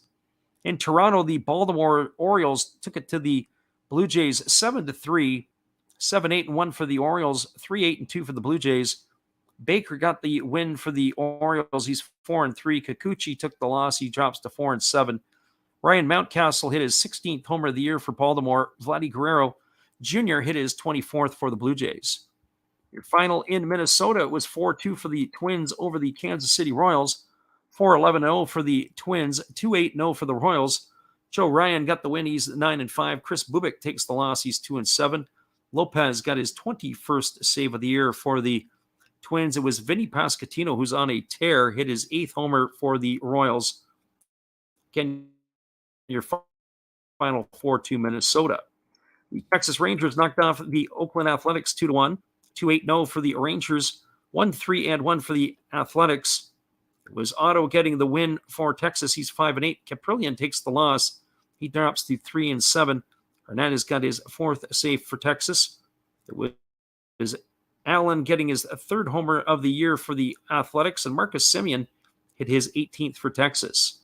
Your final in Chicago on the south side, the White Sox knocked off the Astros 4-2, 4-9-1 for the Chi Sox, 2-7-0 for the Astros. Johnny Cueto gets his 5th win of the year against 5 losses. Montero takes the loss in release. He's 4-2 for the Astros. It was Liam Hendricks getting his 26th save. Over to the National League, it was the Philadelphia Phillies knocking off the Cincinnati Reds today 4-3, 4-12-0 for the Phillies, 3-9-0 for the Redlegs. Noah Syndergaard got his 2nd win. He goes to 2-0. Mike Minor takes the loss. He falls to 1-10. Sir Anthony Dominguez gets his 9th save. Jake Fraley homered for Cincy, his 4th of the year. Miami Marlins shut out the San Diego Padres 3-0 in Miami today. 3-9-0 for the Fish. 0-5-0 for the Friars. Alcantara got the win. He's 11-5. Joe Musgrove takes the loss. He's 8-6. Scott got his 17th save for the Marlins. J.J. Bleday hit his 3rd homer for the Marlins in that one. The Washington Nationals got a win today. They knocked off the Chicago Cubs at 5-4. 5-8-1 for the Nationals. 4-7-1 for the Cubs. Carl Edwards Jr. got his 4th win against 3 losses. It was Hughes who goes to 1-1. Finnegan got the save, his 5th. Ian Happ hit 2 homers today for the Cubs. That gives him 12 on the year, while Nelly Cruz hit number 9 for Washington. The Atlanta Braves, behind the start of Spencer Strider today, knocked off the New York Mets 13-1. 13 runs, 15 hits, and 1 error for the Atlanta Braves. 1-7-1 for the Mets. Strider gets the win. He's 7-4. Carlos Carrasco takes the loss. He's 13-5. Home runs in the ballgame, all from the Atlanta side. Wilson Contreras hit his 16th of the year. Eddie Rosario his 4th. Travis d'Arnaud hit his 12th. Again, your final 13-1 Atlanta. In Milwaukee, the Brewers took it on the chin today from the Dodgers 4-0. 4-6-0 for the Dodgers, 0-4-1 for the Brew Crew. Arias got the win. He's 13-6. Freddie Peralta takes the loss. He's 4-3. Freddie Freeman hit his 16th home run for the Dodgers. Gavin Lux hit his 6th as well for the Dodgers. Again, your final in this one, it was the San Francisco Giants knocking off the Arizona Diamondbacks 6-1. 6-9-0 for the Giants, 1-6-0 for the D-backs. Cobb gets the win. He's 4-6. Bumgarner loses. He goes to 6-12. Christian Walker hit his 28th for the Diamondbacks, and Everton Longoria hit his 10th for San Francisco. And the only other game that's still going on in the big leagues, Seattle Mariners and the Angels were tied at 2 going into the 9th inning. The Mariners have stuck 4 on the board in the top of the 9th. 6-9-1 for the Mariners, 2-8-0 for the Angels. It is Jesse Winker has hit his 12th for Seattle, and Luis Rengifo hit his 8th for the Angels. All right, everybody. Once again, we appreciate everybody who is out here again and who stopped in to listen to us tonight. It's been another Last Rounds Baseball video production. A reminder, we will be back on the airwaves again tomorrow. Same 2 teams, same place, same channel. Hopefully, you guys can join us for that one. Have a great night, everybody. We will see you again on the flip side. Here's our exit, and we'll see you back tomorrow.